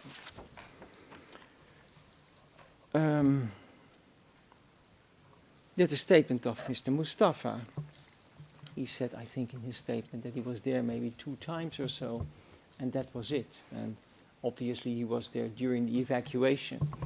It's also a very stark contrast to hear that a great amount of people say that he is very busy to evacuate the wounded from the compound at the time, and at the same time this man would have had a kind of a double agenda, knowing that there was people in very bad conditions and just leave him there. I mean, that is simply not reconcilable with the statements of, for example, Tihuta Hadri, Fatmi Humoli, and Ibadet at the moment that they speak about the evacuation.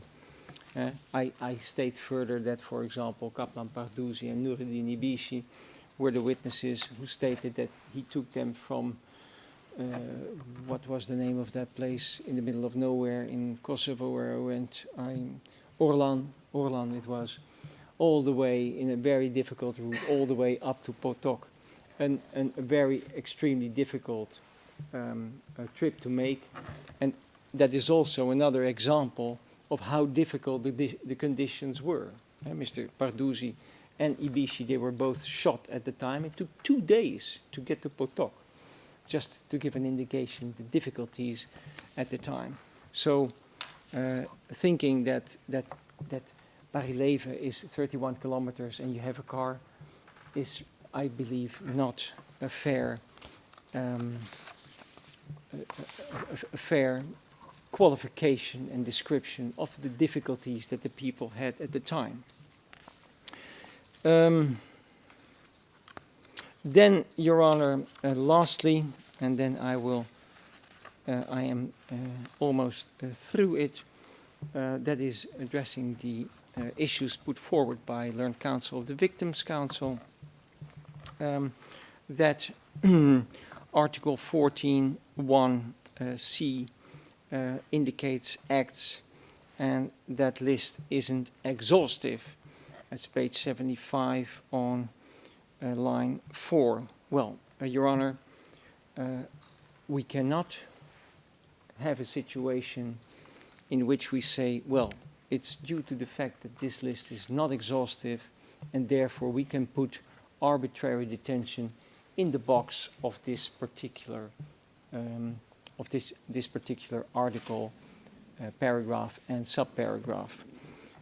We cannot simply do that because it would simply go beyond the scope of that particular article. So we simply need to see whether arbitrary detention fits into that particular article that is envisaged or not. It's as simple as that, as far as the defense is concerned. And then about what counsel for the victims forwarded is that that it amounts to torture and cruel treatment, and obviously I gave all the indications for all the witnesses about how they were treated and what kind of suffering they had, and all the examples. I listed them one by one, but I did not get any clear indication for what particular special purpose this now was done. And that I also did not hear in the Victims' Counsel's observations regarding this. I believe that Victims' Counsel more stressed the types of sufferings that the victims underwent, and whether that amounts to cruel treatment or torture or both. I miss in that part the special purpose, and I think we, as the defense, have clearly indicated that that is a necessity in order to prove the crime of torture. Your Honor, these were the observations. I have finished my observation, and I thank you very much for your attention. Thank you, Defense Counsel. We will now proceed with the questions of the panel, if any. I was already aware that there were no questions, but it's possible that some came up after the last remarks of the defense. No? Okay. Very well. Then we can proceed with the Victims' Counsel closing statements on reparations. Victims' Counsel, you have the floor.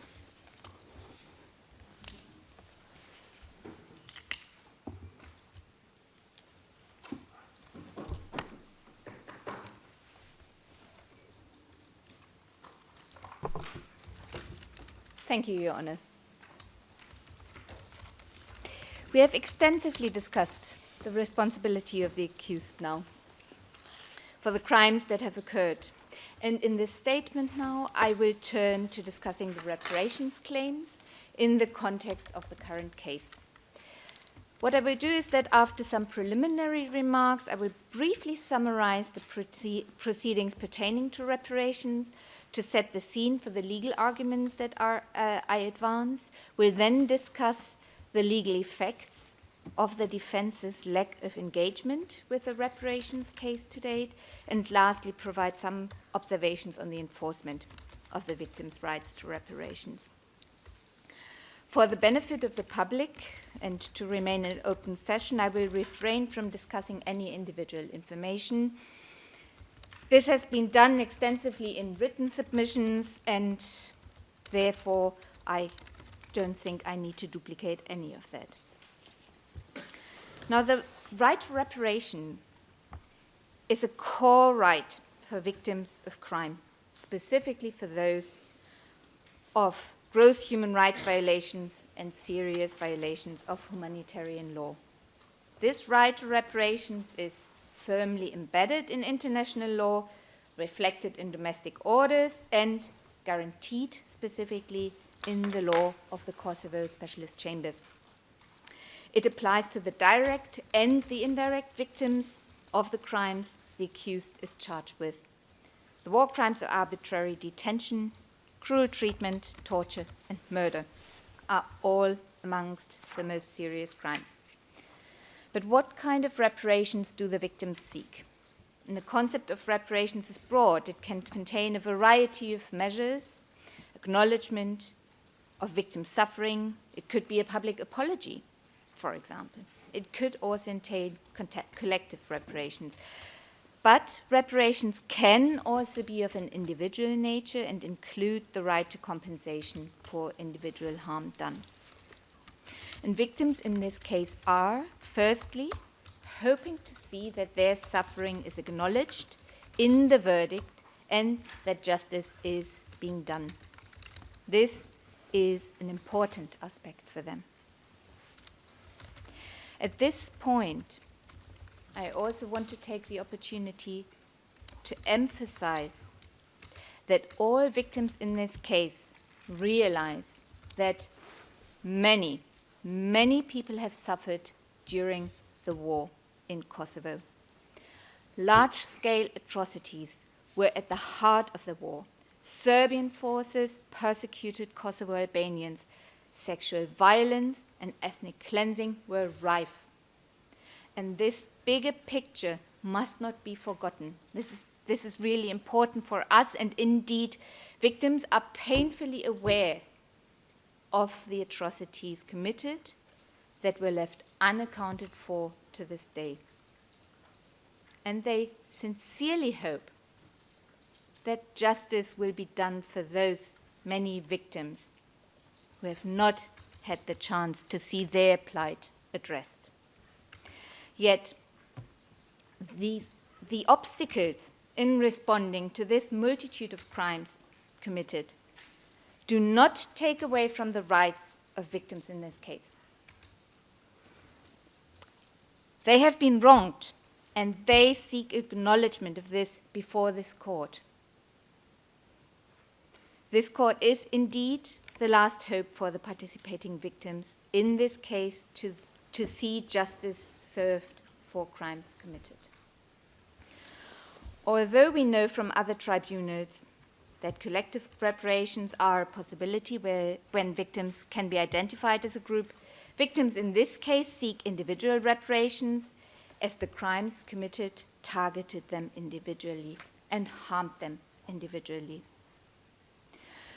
We have outlined this harm extensively in our written submissions, and although this harm is irreparable and will not bring back any lost lives, it is nevertheless significant to have suffering acknowledged and receive compensation.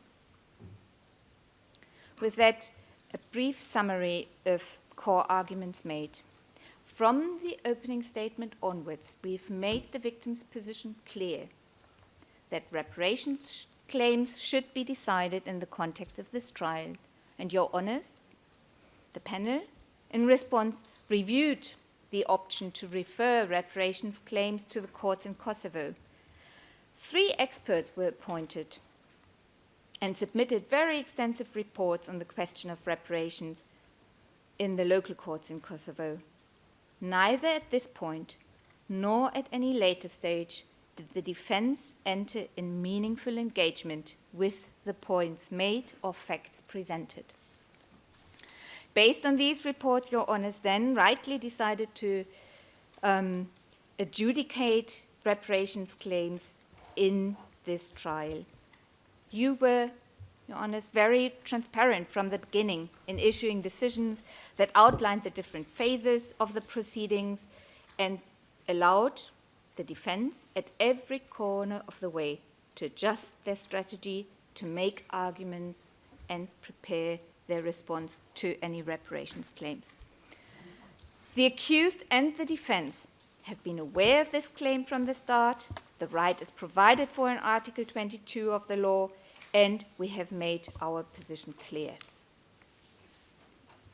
Once the panel had decided to conduct reparations proceedings as part of this trial, clearly the more effective approach in our view, We suggested that the panel order medical expert reports to reveal the extent of the harm done to direct victims. This resulted then in a very detailed report to the court regarding some of the claims. We also suggested to hear an economic expert to calculate loss and damages. The request was granted, an expert report received, and that showed how large the accumulated damage to victims economically was.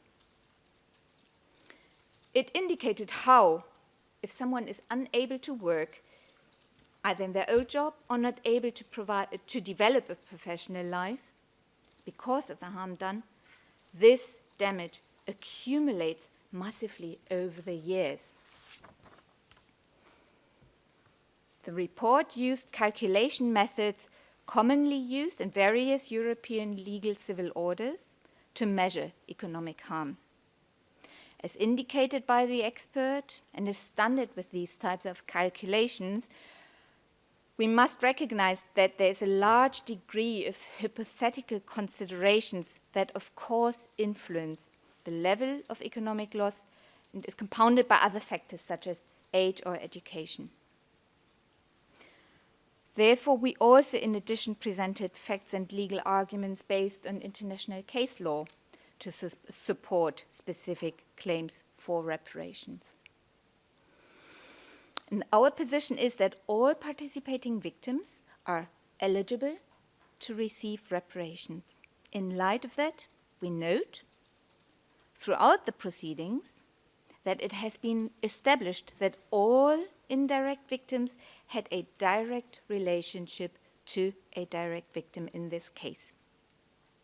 Actually, only on Monday this week, the Appeals Chamber of the International Criminal Court released its judgment in the Natanga case on reparations, which is very instructive on the criteria for eligibility of indirect victims.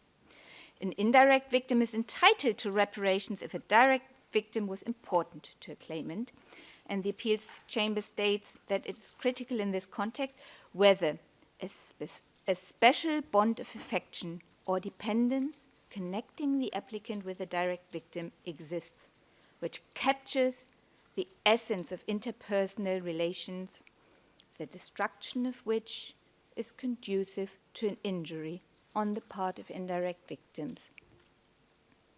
All indirect victims have testified about their special and close relationship to the murdered victim and qualify for the award of reparations. Amongst other arguments made, we argued that Your Honours will have to decide the reparations claim based on the standard that is more probable than not that the victim suffered the harm that we outlined. And then in a further consolidated submission, we explained the foundations for the individual amounts of reparations requested. It was proposed that the trial panel should base its assessment of the claims, should it find the accused guilty, of course, this is always the assumption on which all of this rests, on 3 pillars. The findings on the injuries as presented throughout, including expert reports, as one pillar, the international case law as the second one, and thirdly, Kosovo legislation, specifically Law 04L054 on the status and rights of martyrs, invalids, veterans, members of the KLA, civilian victims of war and their families. This law provides guidance as to what those injured throughout the war may be entitled to. Now, I realize this doesn't fit neatly, but together, viewing all 3 pillars, it provides with the legal framework or provides a good approach to determine what proportionate reparations are, considering the gravity of the violations and the harm suffered. And victims ask for nothing more, but also nothing less. These submissions were part of the reparations proceedings, combined with the ongoing trial against the accused here, and conducted without any prejudice to the innocence or guilt of the accused. The trial panel made it clear in its decisions of 4th of February 2022 on reparations that these proceedings fall within the scope of Article 6.1 of the European Convention on Human Rights, with the victims and the accused being parties to those proceedings. And this is where we are at the current juncture. We have detailed submissions on behalf of participating victims to substantiate the reparations claims.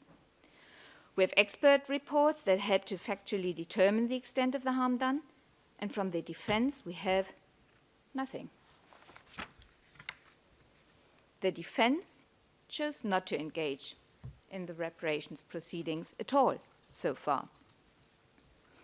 Actually, in my view, this is a pattern of ignoring victims that ran nearly through the entirety of this trial.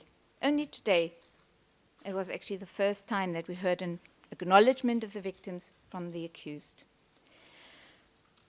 The pattern started with the accused's absence during my opening statement as victims' counsel, continued with the accused's absence throughout the testimony of victims in this case, whereas, it shall be pointed out, he keenly participated during the trial days when his old companions were appearing.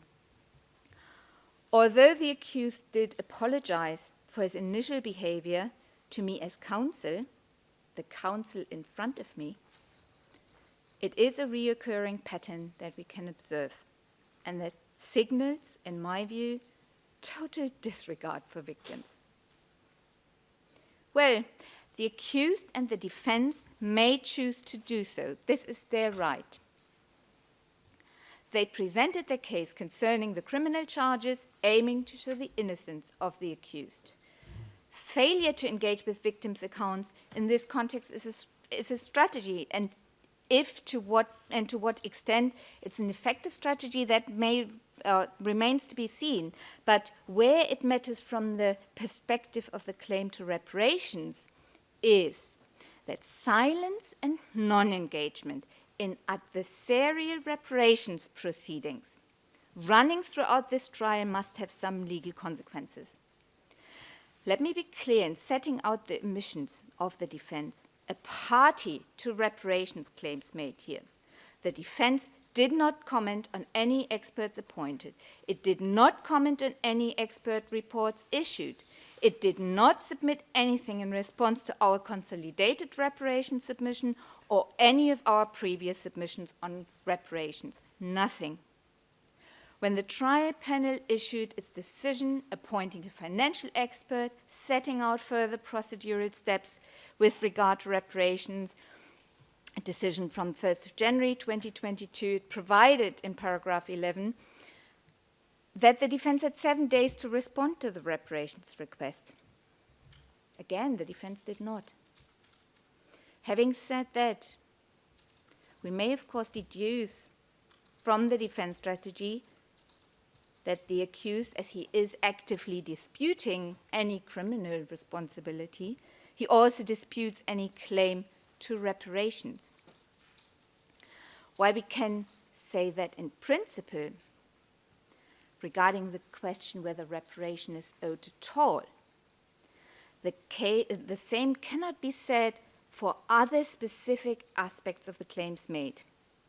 This means submissions on points such as the eligibility of all victims to reparations claims, as well as those facts which determine the scope of the claim made, are not disputed by the opposing party.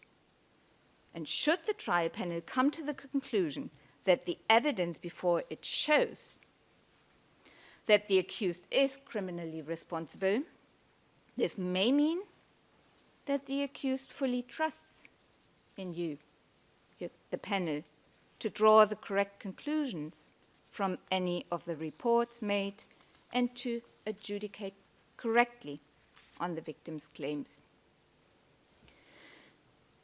The right to a fair and adversarial trial in Article 6.1 of the European Convention requires only for any proceedings that the opportunity of parties exists and to have knowledge of have knowledge and to comment on all evidence adduced and any observations filed.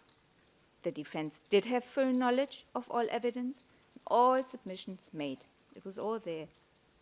Every opportunity was given along the way to file observations and offer its own legal perspective. However, it chose not to do so. From a defense perspective, it is a choice they may have made consciously.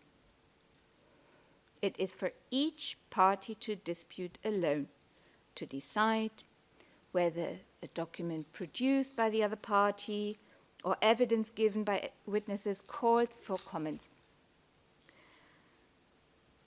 Litigants' confidence in the workings of justice is based on the knowledge that they have had the opportunity to express their views. That they have not done so within the deadlines provided by the rules is an active choice and one that needs to be respected. But it's not without consequence. Just briefly here on the legal framework that the Kosovo Specialist Chambers provides in Rules 75, 76, and Rule 9 of the Rules of Procedure and Evidence. Yes, routine matters, those that aren't complex in any way, may be argued and decided orally. In the reverse, though, this suggests that matters of complexity shall be dealt with in writing, and the reparations proceedings are undoubtedly complex. Following this understanding, the reparations proceedings have been conducted in writing, in compliance with your honest decisions throughout the course of this trial. Rule 76 obliges parties, the defense in this case, to respond to a motion on reparations within 10 days of the motion submitted. Victims' counsel would then have had, or we would have had the chance to respond within a further 5 days. Any applications of extensions of time limits should have been filed then sufficiently in advance to enable a panel to rule on the application before the expiry of any relevant time limit. Now, of course, mistakes can happen. We're all humans. Deadlines can be missed. No doubt about that. But in this case, Rule 9, paragraph 5, for example, provides your honors with discretion to accept submissions after the expiry of a deadline. Should the defense, though, now choose to make substantial submissions as to the scope of reparations provided, after ignoring reparations proceedings for the entirety of the trial, in our view, this would be wrong. The defense has shown no good cause, not claimed any mistakes, not raised any difficulties that could have prevented it from engaging any earlier. Simply accepting this form of non-compliance with the rules would undermine the legal framework of the Kosovo Specialist Chambers and, as I will explain further, would even violate standards of fairness owed to victims in this case. It's actually a general principle of law that parties to legal proceedings must adhere to timeframes and deadlines for submissions provided in a procedural framework of a court. This principle is a backbone, actually, of a good legal order. Parties must comply with deadlines for filings unless good reason as to why they were hindered from making a submission in good time is shown.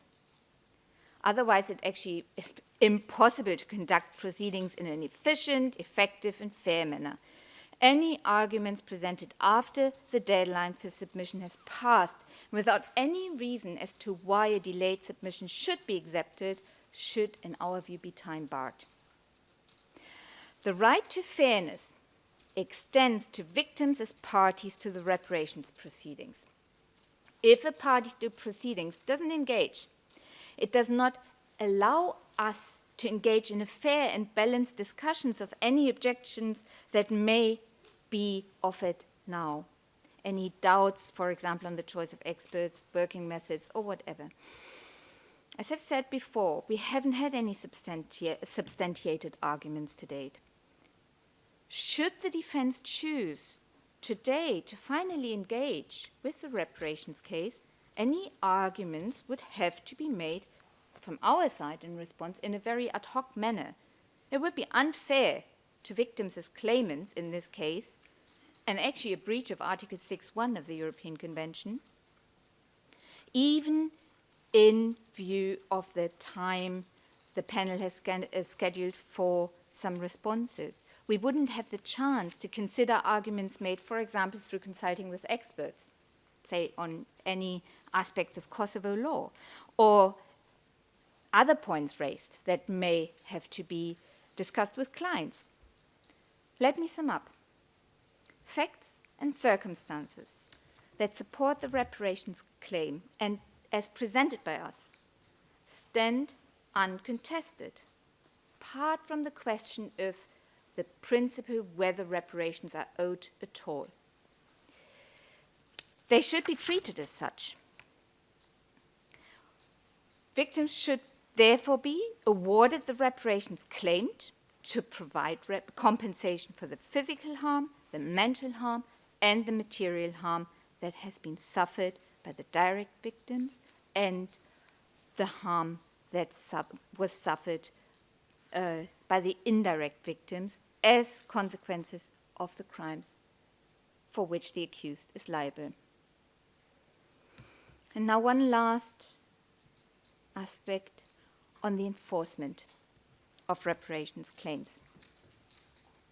It is the accused's legal obligation to pay reparations if ordered.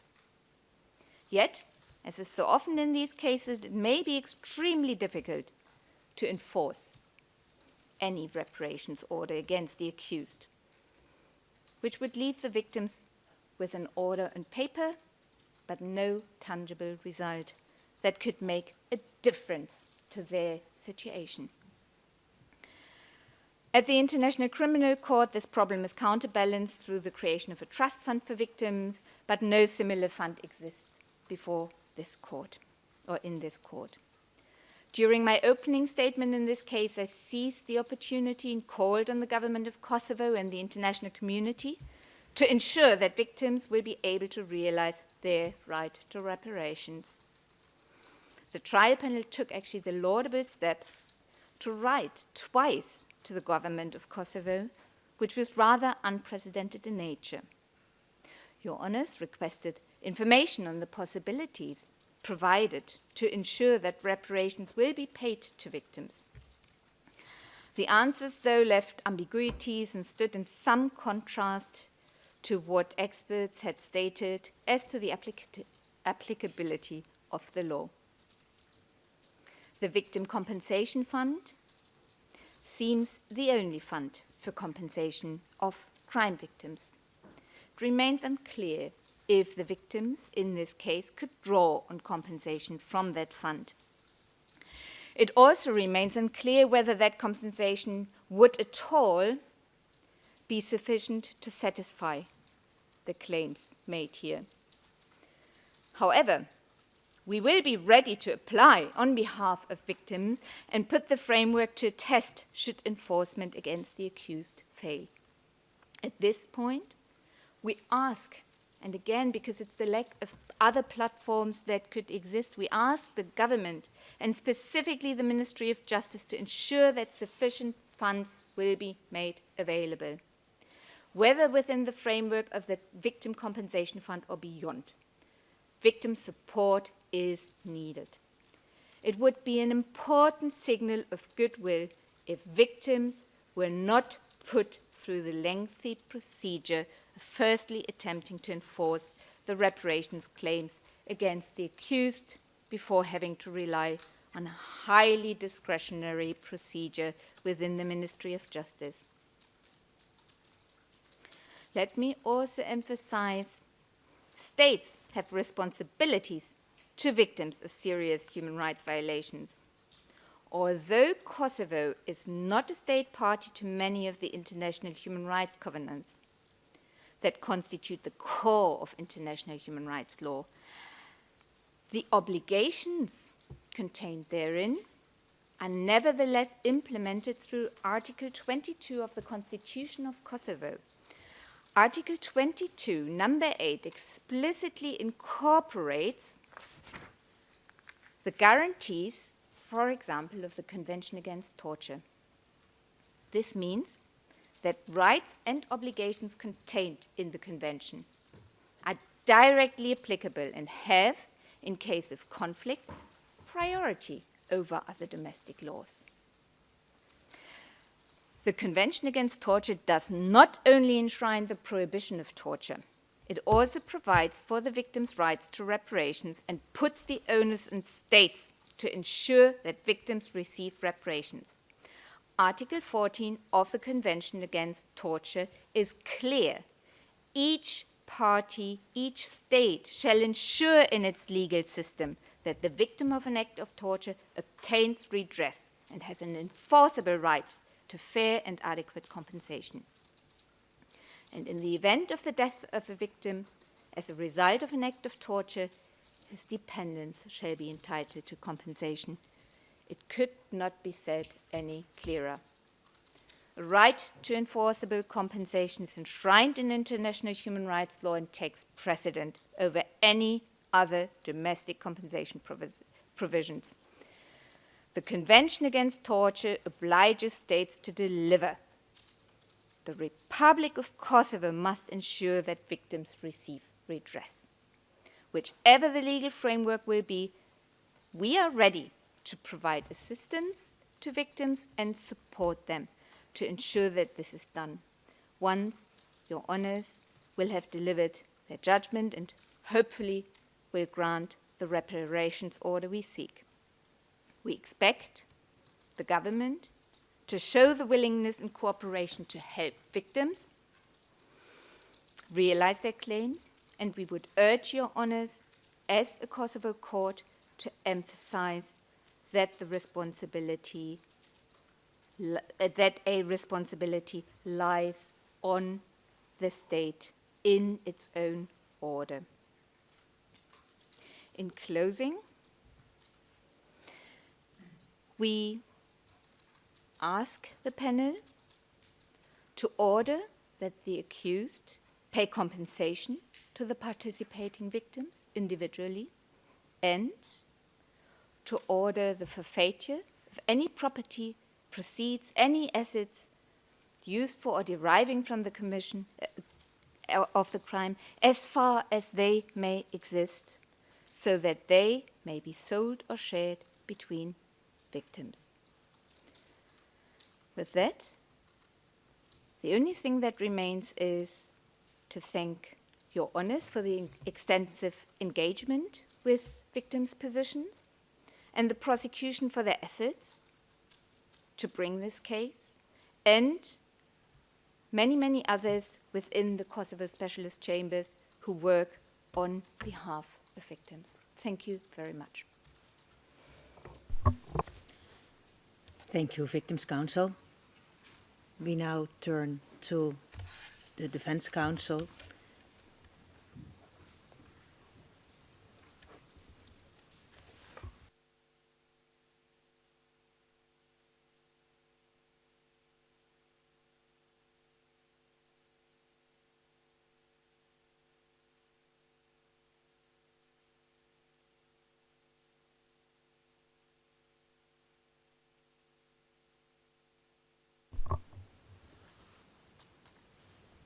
Defense Counsel, you have the floor for the closing statements on reparations.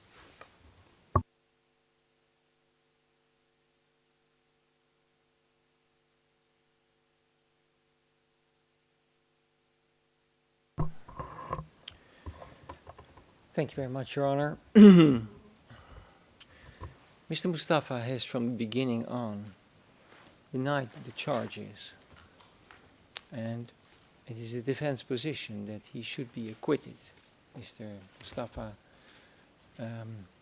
therefore will not give any substantial response, or the defense will not give any substantial response to the victim's counsel. It implies with the position of Mr. Mustafa that when he is taking the position is that he did not commit any of these charges, then there are no reparations to be made to the victims. That is basically what is the consequence of the position that we have taken in this case.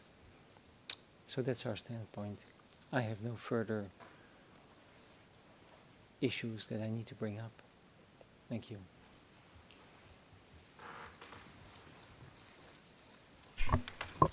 Thank you, Defense Counsel. I look at my colleagues if there are questions for Victims Counsel on this. No. Thank you. Thank you very much. We will have now first a break of half an hour, a little bit earlier than we had foreseen, and then we come back to, I think that it will be to finalize for now, but we first take a break. The hearing is adjourned. All rise.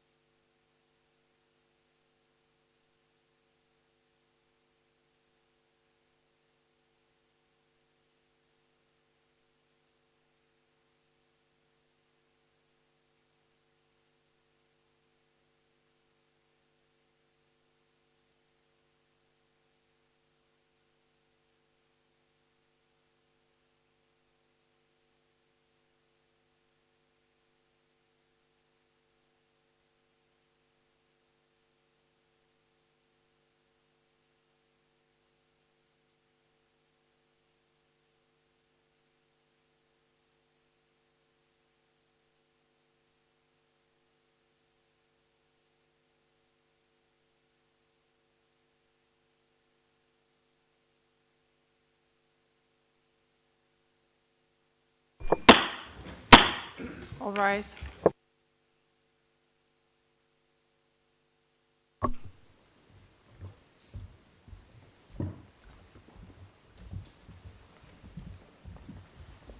Please be seated.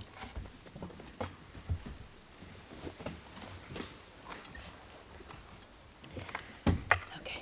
For the last time, I see that we are in the same composition for the record, and Mr. Mustafa is joining us by.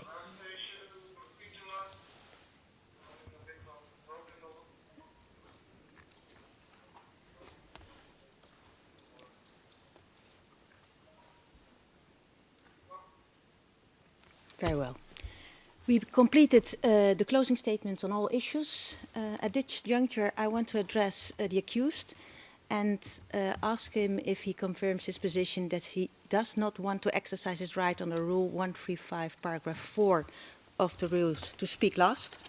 Mr. Mustafa, can you confirm that you do not want to address the panel and speak last, as previously indicated through your defense counsel?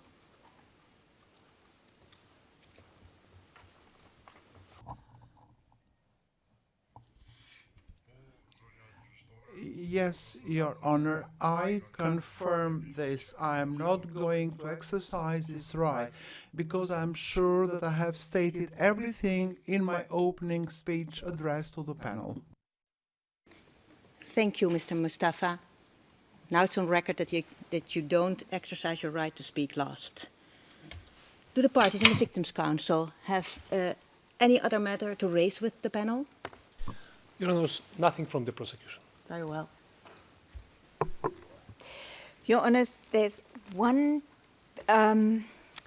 question I have. Obviously, I'm aware of the rules that provide for the timelines for the deliberation, and I absolutely understand that it's nothing you can give a clear answer to yet. However, I do know that there are people out there who wait anxiously for decisions, and I will somehow need to manage expectations and provide answers as to what is to be expected in terms of when possibly, just a rough time frame, any verdict may be made. I understand, I know what the rules are, that the general rule is 90 days and could be extended, and I also understand that anything you say would be very provisional, but because I have a role in which I will need to provide information to those participating, and I anticipate questions that will be asked,